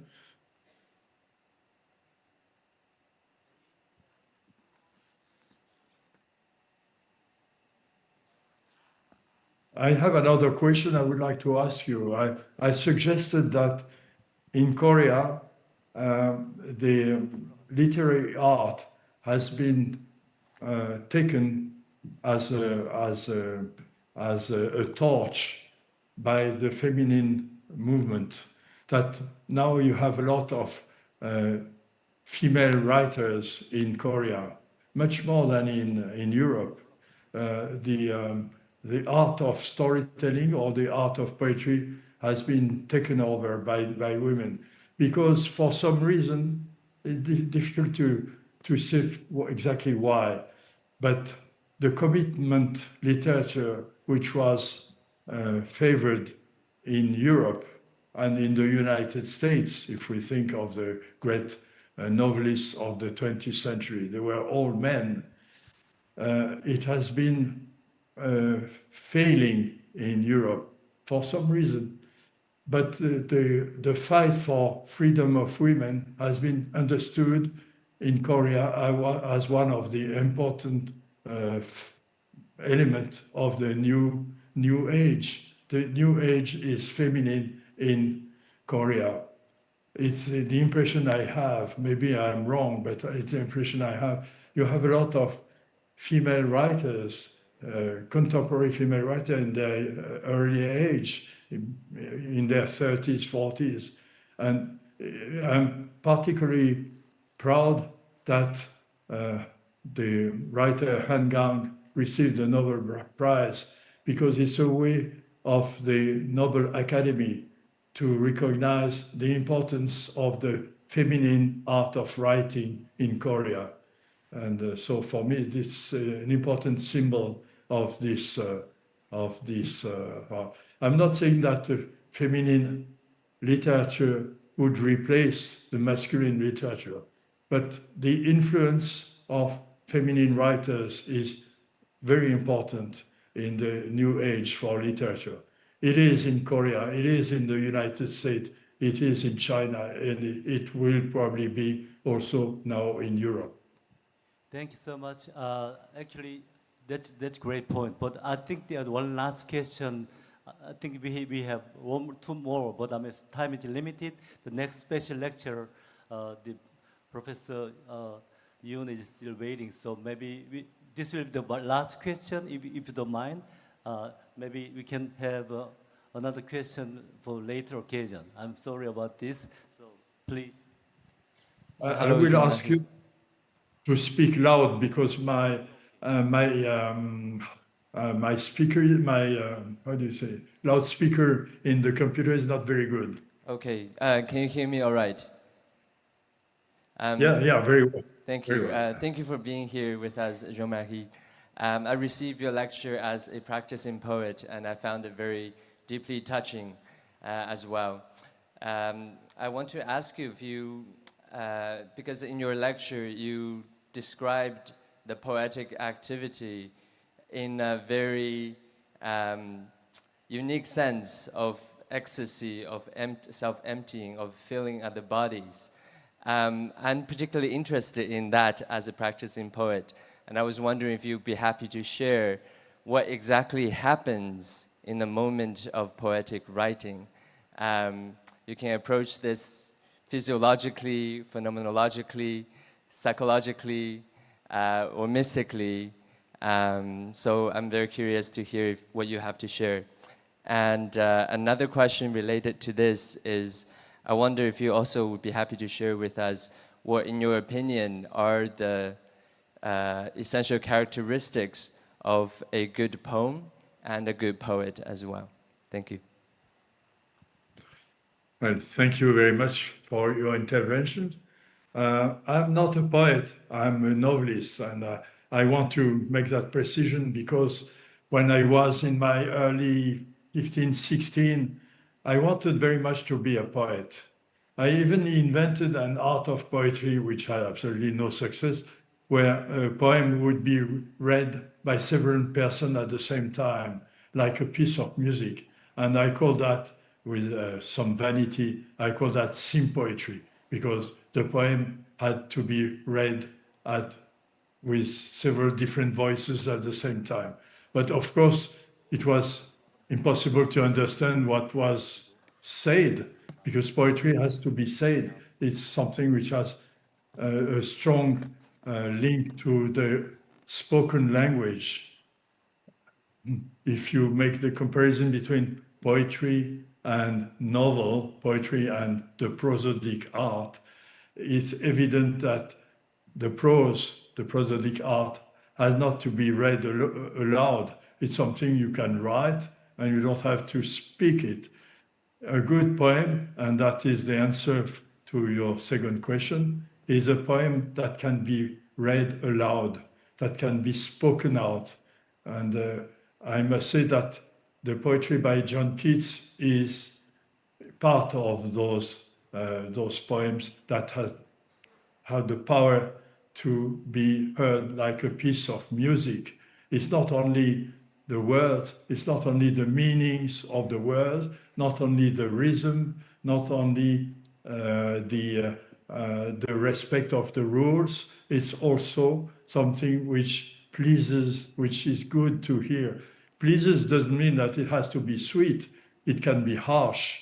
The poem written by Jae Young-min about a child prostitute is terrible to hear. It's something very harsh, very, very brutal, but it gives some enchantment to the mind because it reveals some kind of truth, it reveals some kind of feelings. Then going to answer to the first question, I made a presentation of the art of poetry and the art of literature as something which has to do with feelings, because I'm a strong believer in the necessity to convey feelings in literature. This is one of the roles, this is one of the destination of literature, is to convey emotions, to convey feelings, to convey sensations. So it has a physical role in our life. I think poetry, if you reflect on it, has a strong link to the ancient art of incantations, of prayers, of I would say religion, but it's not strictly religion. It's something which has to do at the same time with music and religion. It's something complicated. I'm not going to give the last definition to this art of poetry, but to me it is very important that it has this capacity of moving us. And as you asked for an example, Yoon Dong-ju for me is one of the good examples of a poet who writes with emotions, convey emotion, but at the same time respects a certain rhythm of language, which makes it, which gives a balance in the movement of the words. If you don't have this balance, then it's just open language. But if you respect a certain rhythm, a certain repetition in the words, a certain art of dealing with the mottos, with the musical elements, then you are in poetry. All those definitions are vague, I admit it. I don't have a strict definition of poetry, but for me, music it has to do with poetry. And I would like to quote this verse by William Shakespeare.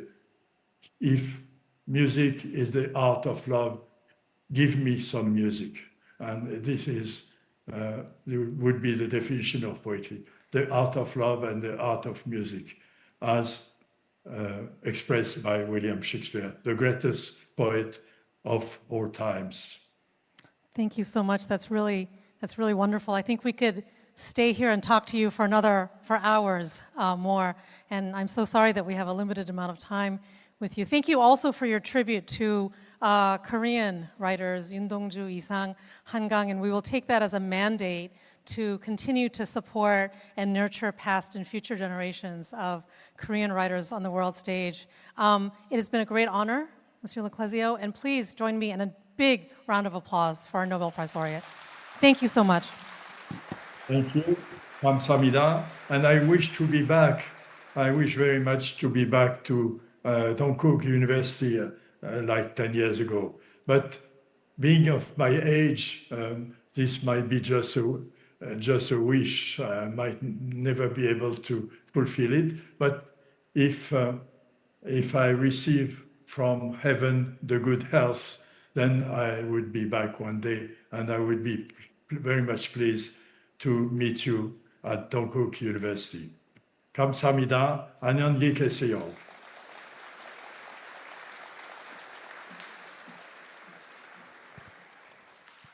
Many thanks to Monsieur Leclésio for the insightful lecture, and also Professor Hyung-ji Park for moderating the session. Thank you very much. Next, we have prepared a special performance combining the beauty of Korean traditional sounds and dynamic dance, showcasing the boundless potential of K-culture. The vocal performance will be led by one of Korea's most celebrated pansori singers, Master Park Eri, professor of Korean music at Dongguk University. Joining her is the world-renowned b-boy performer Papin Hyunjun, a professor at Piksuk Arts University and a multiple Guinness World Record holder.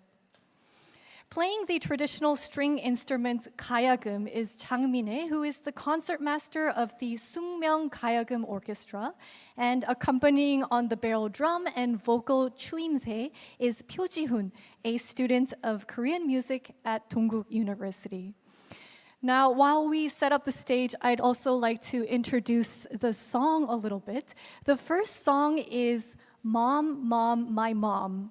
It's written by Korea's renowned children's book author Kwon Jung-seng and songwriter Baek Chang-woo. The 가야금 and vocals expresses a deep longing for one's mother. The second performance is a pansori performance of Mr. Heungbo's gourd song. Pansori is a UNESCO intangible cultural heritage of humanity, and it's the story of the kind Heungbo who is finally receiving good luck and good fortune. Papin Hyunjun's choreography illustrates the miracle of the never-ending treasures coming out of the gourd. And finally, Arirang will be performed. It's a Korean song that's very well known and another UNESCO heritage. Papin Hyunjun's modern choreography and Park Eri's traditional vocals create a beautiful harmony. We hope you enjoy the show.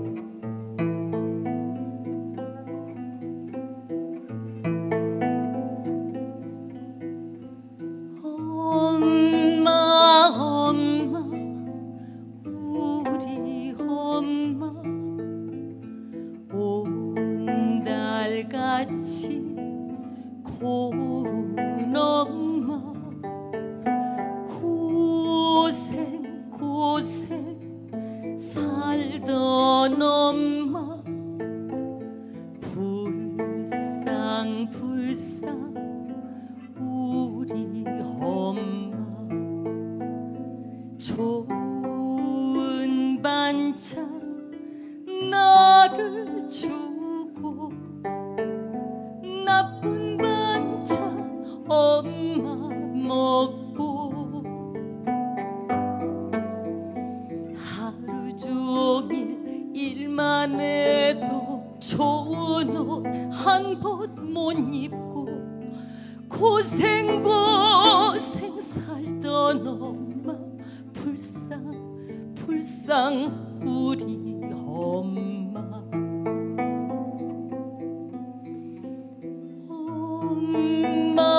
엄마 무덤가에 꽃 한 송이 피어있네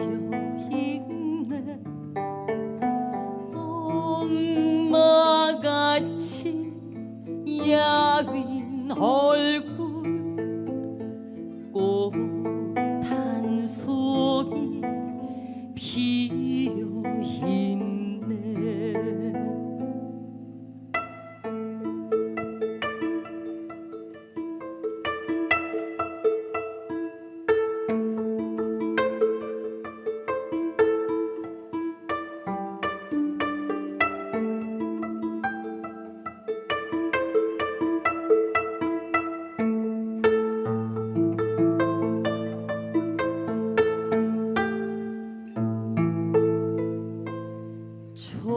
좋은 반찬 나를 주고 나쁜 반찬 엄마 먹고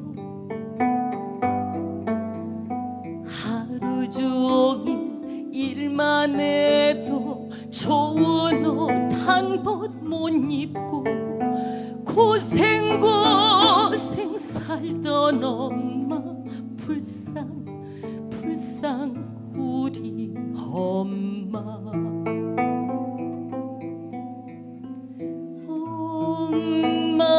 엄마 무덤가에 꽃 한 송이 피어있네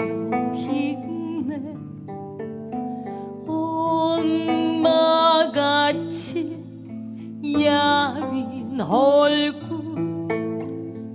꽃 한 송이 피어있네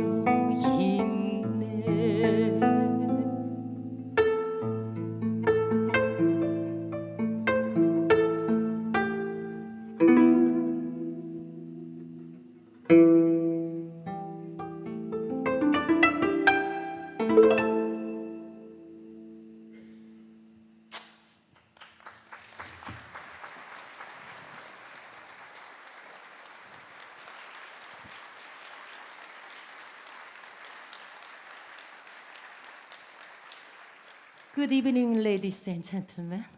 Next song is 판소리. It's Korean traditional song. 판소리 is music and great Korean literature. Are you ready to enjoy it? Thank you.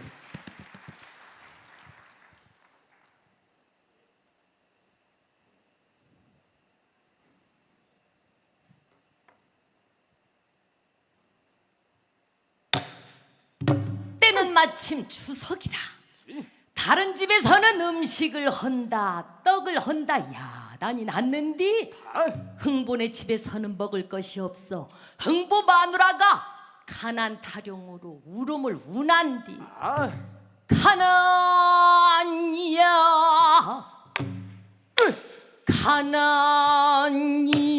가난이야 워드 손놈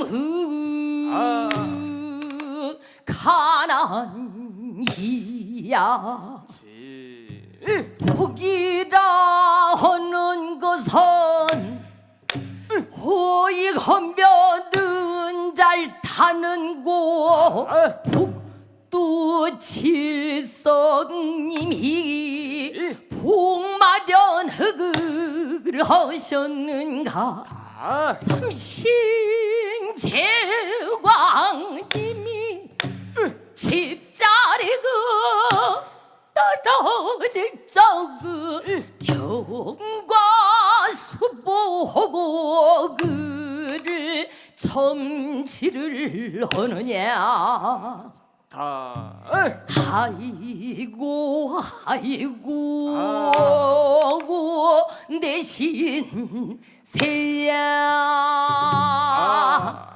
이렇듯 울음을 있을 적에 착하게 생긴 흥보가 들어서며 아이고 여보 마누라 이렇게 운다고 떡이 나오요 박이 나오요 우리는 저 지붕 위에 열린 박을 한 통 따다가 박속은 끓여 먹고 바가지는 부잣집에 대다 팔아서 어린 자식들을 살려야 될 것 아니오 흥보가 박을 한 통 따다 놓고 한 번 다 버는데 실근 시리롱 시리롱 시리롱 시리 실근 시리롱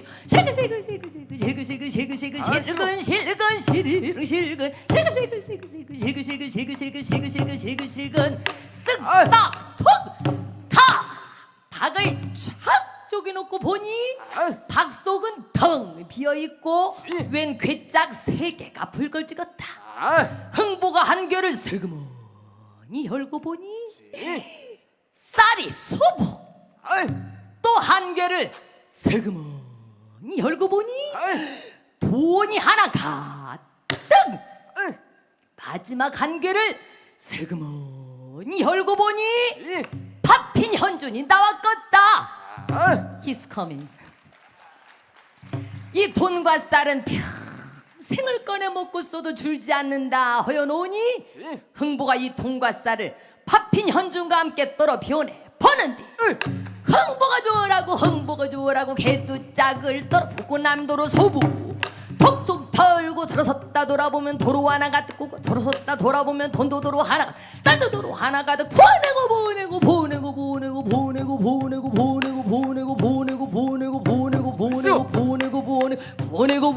들어섰다 돌아보면 도로 하나가 뜨고 들어섰다 돌아보면 돈과 쌀이 도로 가득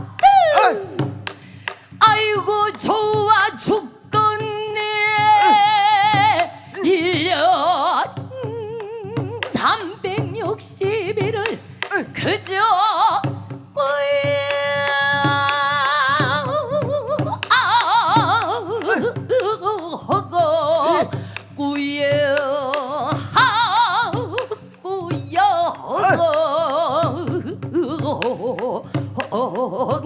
나와서 여기 계신 분들께 골고루 다 나눠드려서 여기 계신 분들 모두 부자 되게 해주시오.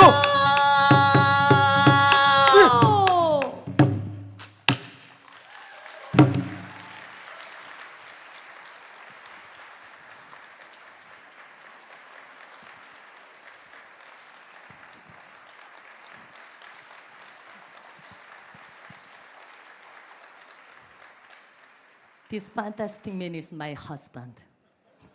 He's mine.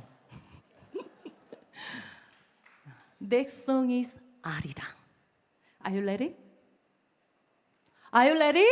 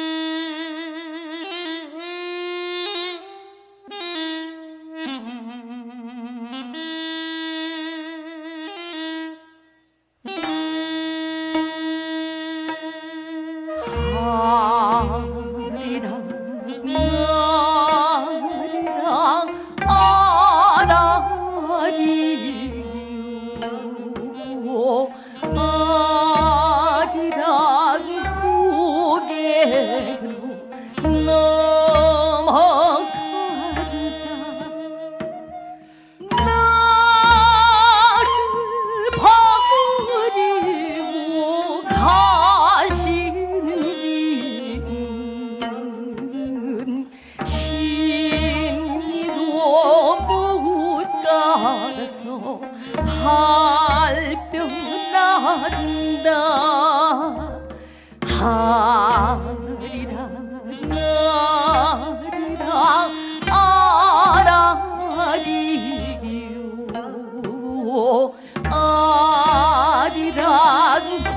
고개로 넘어간다.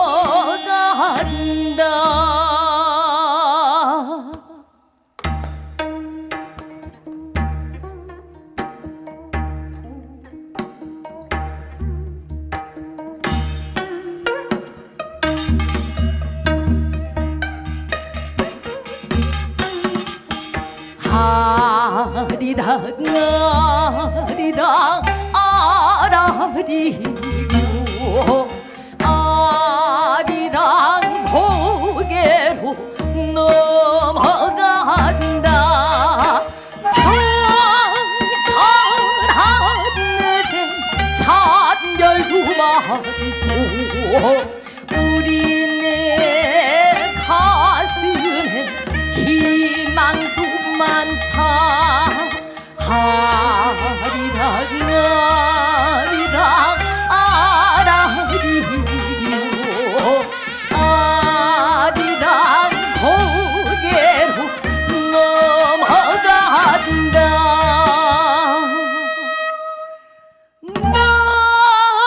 나를 버리고 가신지 심리도 묻어서 발병 난다.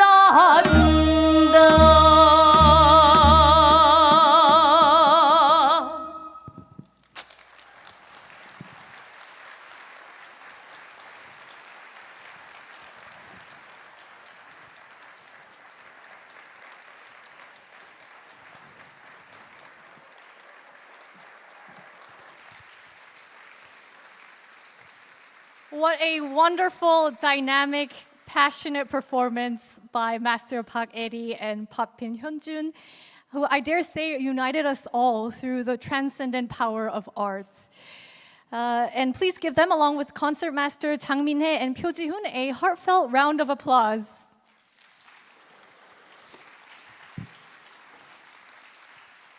We now have a very special lecture planned for you. And please note that after this, we only have a few more items on the list. We have the ICLA award ceremony and then the reception. So we hope you stay tuned and stay with us till the end of the program.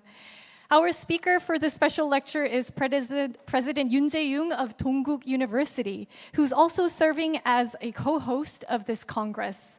Professor Yoon studied under the legendary Korean poet Midang Seojung-ju and is a renowned scholar of modern Korean poetry. Today, he'll be presenting an exciting and innovative session under the theme Immortal Poets, the New Birth of Literature. So let's invite President Yoon Jae-young with a big round of applause.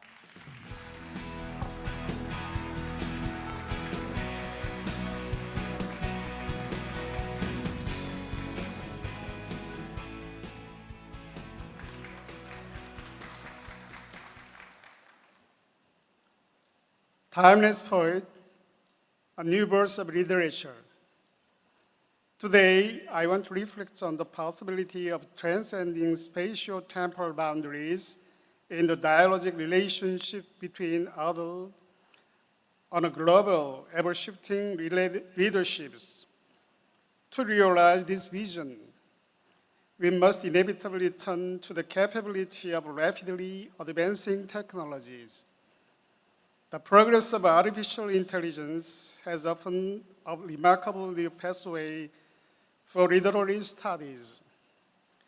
It is now technically possible to access, consolidate, analyze comprehensive bodies of research on figures such as Shakespeare, provide, of course, the issue of copyright and public consent are responsibly managed.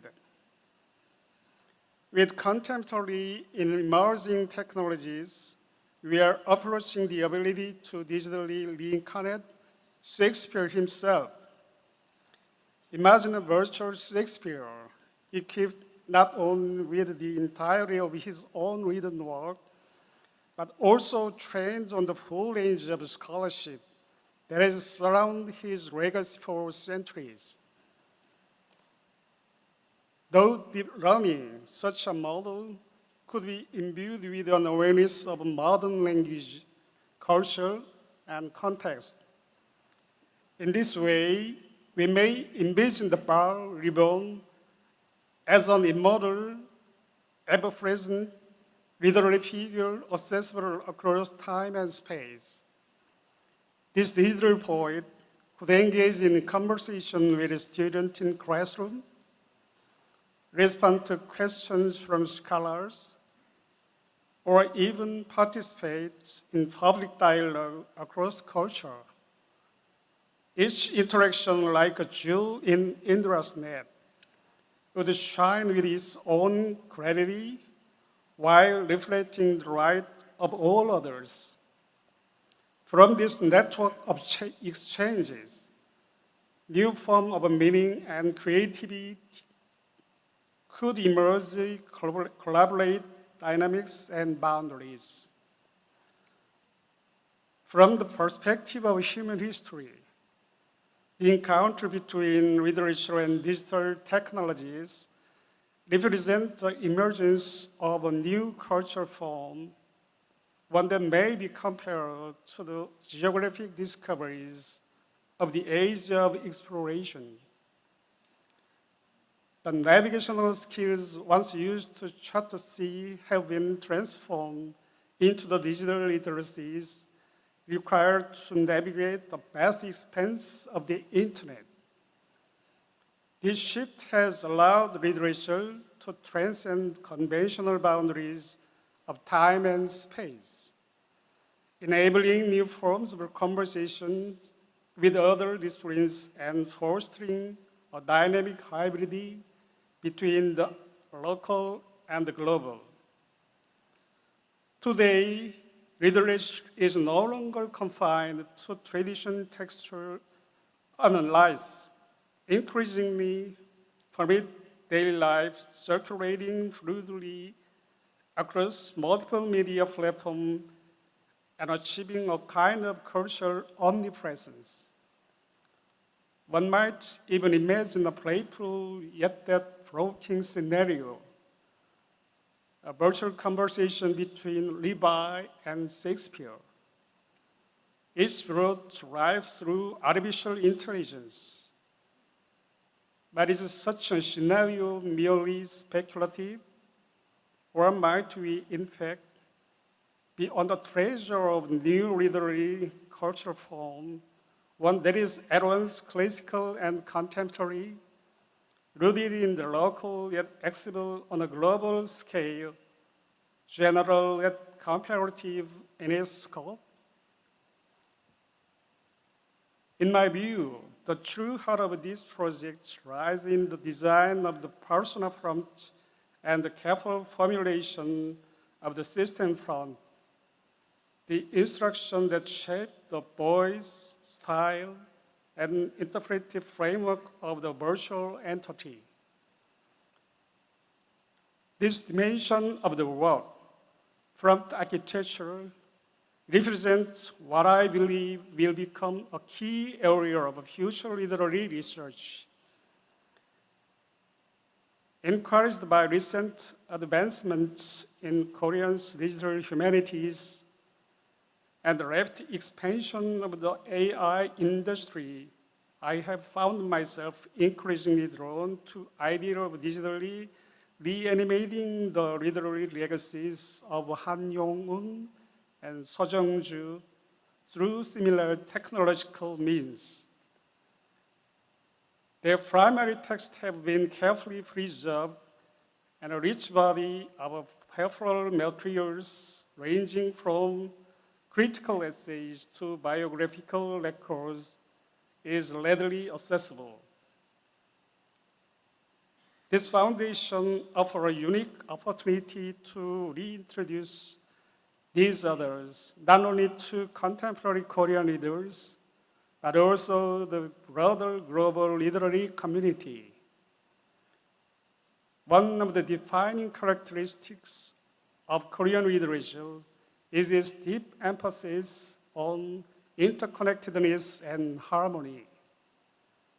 As mentioned earlier, this idea is vividly symbolized by the image of Indra's net and finds its philosophical foundation in the Hwaeum school of Buddhism.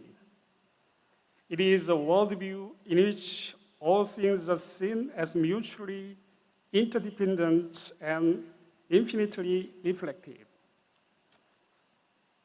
First, we commemorate the 400th anniversary of the birth of Uisang, a seminal figure in Korean Buddhist philosophy.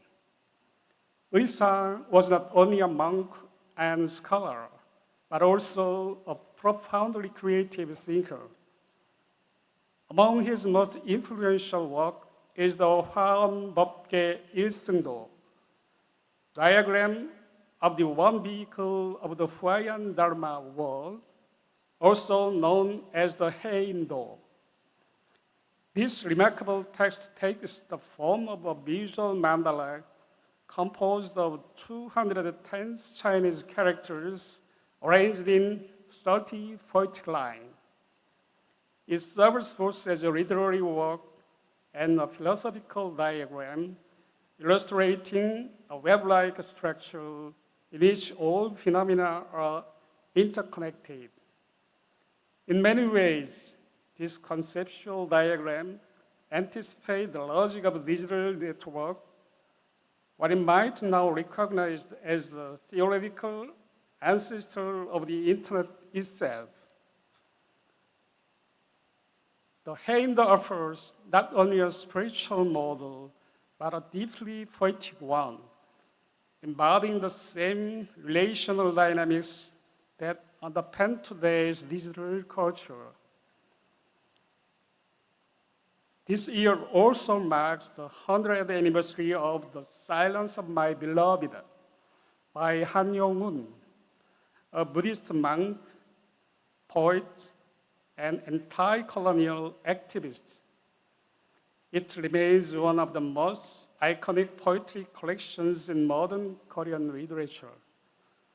Simultaneously, we recognize the 5th anniversary of Miss of Jilmaje, a narrative poem by Seo Jung-ju, which showcases the lyric depth and emotional subtlety of Korean language.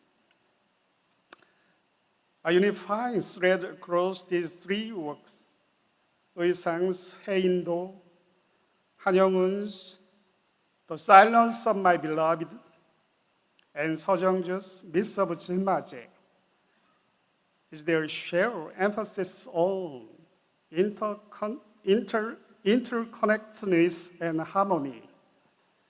This thematic convergence offers a powerful rationale for reimagining these figures not merely as historical voices, but as timeless poetic personages.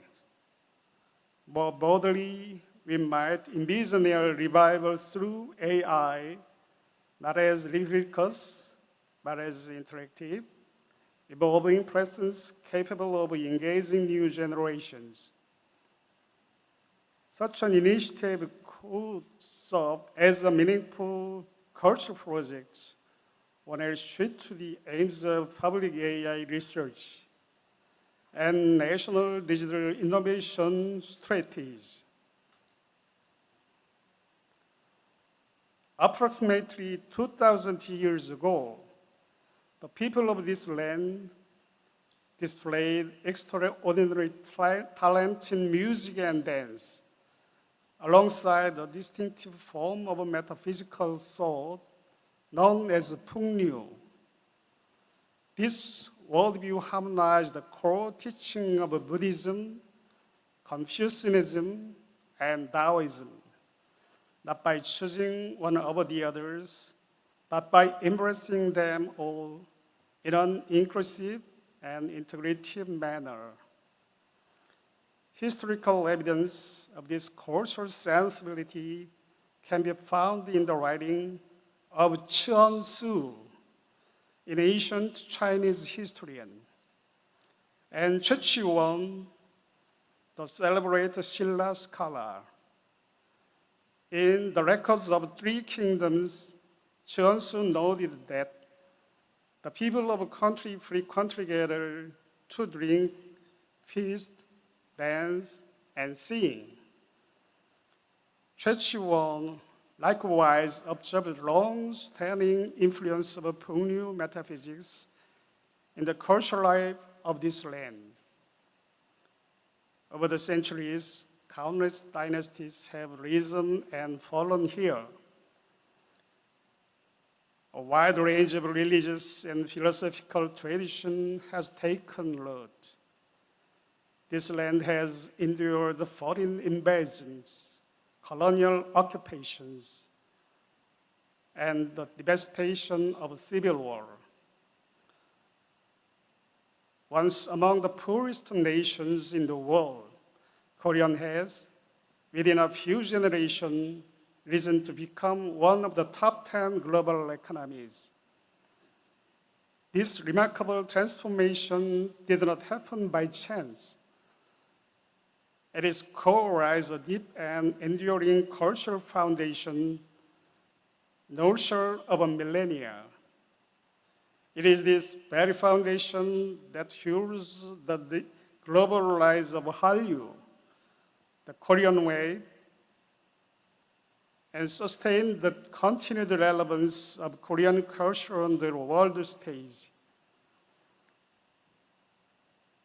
Korean literature, too, draws its strength from this cultural inheritance. The principle of interconnectedness and harmony, a defining feature of the Korean literary tradition, resonates with the universal spirits of world literature. It is a sensibility deeply embedded in the Korean collective consciousness, sometimes described as a national spirit, and at other times recognized as a form of universal wisdom aimed at the well-being of all humanities. As with the river that continues to flow silently beneath the frozen surface, this vital energy has endured through centuries of adversity. What we now need is a bold, future-oriented strategy, one that globalizes this cultural resilience and channels it through new forms of expression. When literature converges with the digital humanities and rides the momentum of the AI revolution, the poetic legacies of Han Yong-mun and Seo Jung-ju will no longer remain confined to the national canon. They will emerge as dynamic, globally resonant literary content. A new horizon is opening in literary scholarships. And I believe the time has come for us to recognize it, not with hesitation, but with clarity, imagination, and courage. Thank you very much.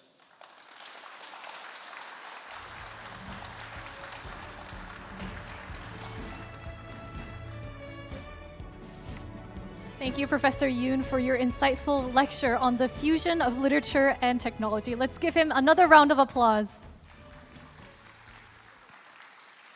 Today, we have confirmed that literature is a living and breathing bridge that connects cultures and people. And I hope you continue this discussion in the next 4 days ahead. So now we will have the Balakian Prize Committee Award given by Chair E.V. Ramakrishnanan. And then after this, we will have the reception in this hall. There is beautiful, delicious Korean food prepared outside in the hall, so please enjoy networking and mingling after this. And now I will pass the mic to the committee for the award. Please welcome him with a big hand.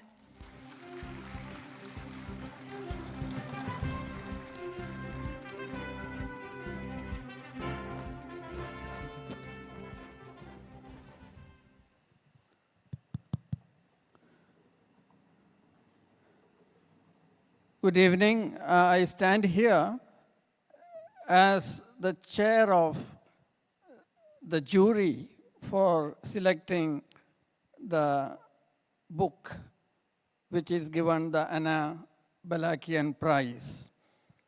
The rules of this prize are available on the website of ICLA, but the basic rule is the Anna Balakian Prize is presented at the triennial Congress of ICLA in order to reward an exceptional first monograph in the field of comparative literary studies, written by a single author who has not attained the age of 40 years. This year we received 9 books, 7 in English, 1 in French, and 1 in Japanese. And the task of evaluating them was taken up by 3 of us. I would like to mention my colleagues on the jury. Apart from me, Professor Wen Chin Ouyang, Professor of Arabic and Comparative Literature at SOAS, University of London. She is very much here as a plenary speaker, and you will hear more about her.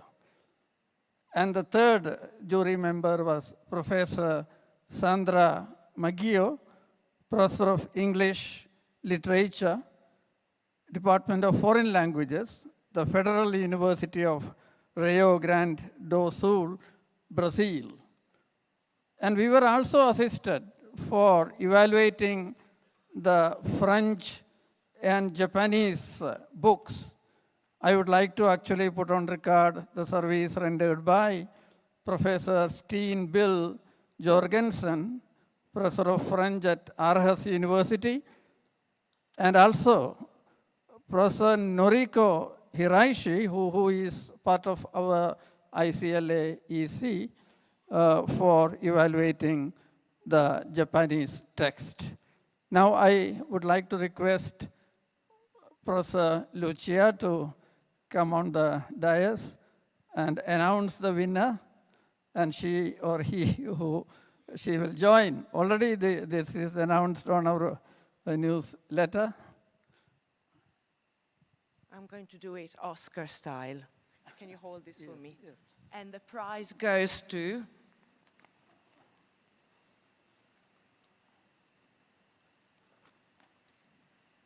Dr. Adira Mangalagiri.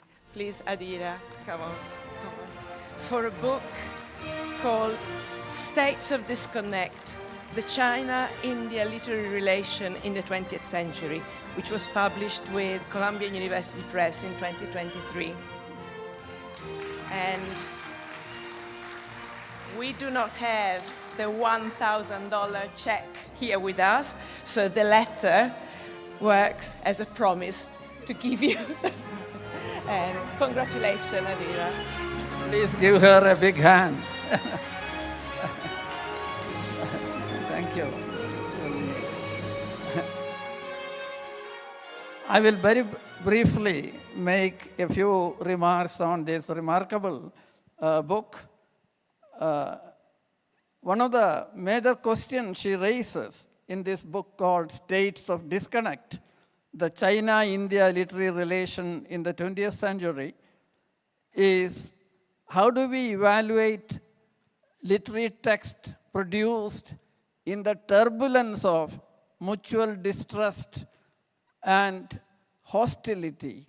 We assume literature is always produced in a liberal humanist ethos of aesthetic affiliations and kinship, but that's not the case.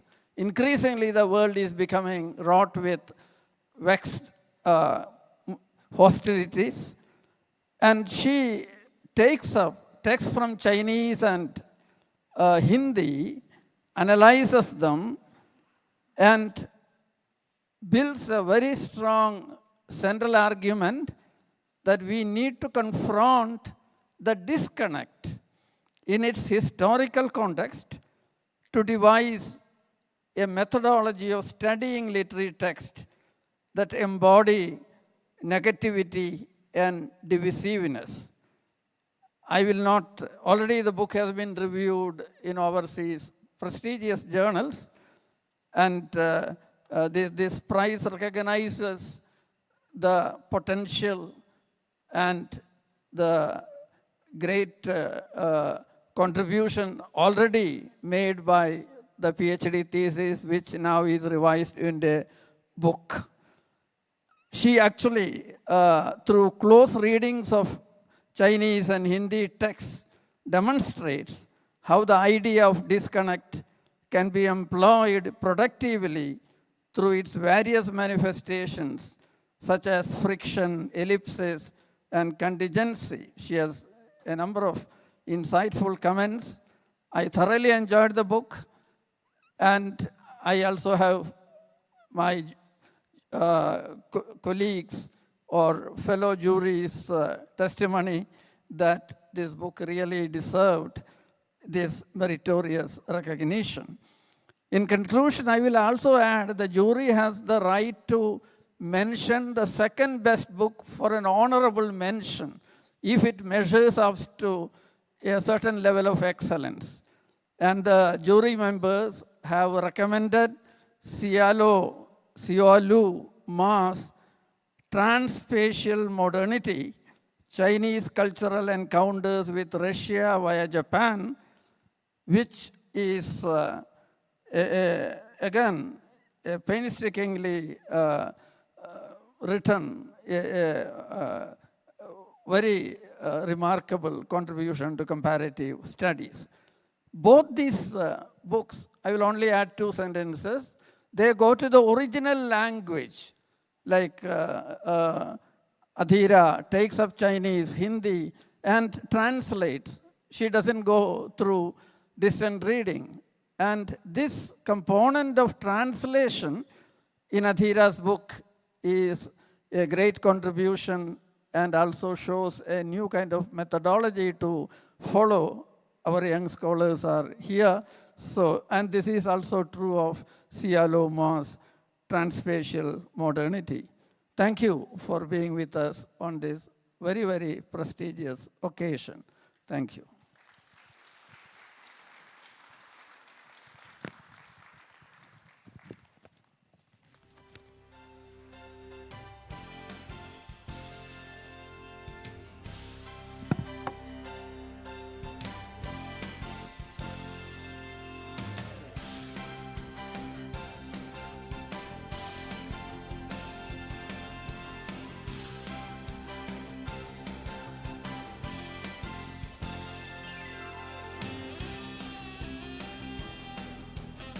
Thank you for joining the opening ceremony of the ICLA Congress. The reception will be held in this hall. Please enjoy your food prepared outside to your left. So please bring the food and you may enjoy it in here. Thank you so much for joining us today. I'm your MC, Kim Hayam.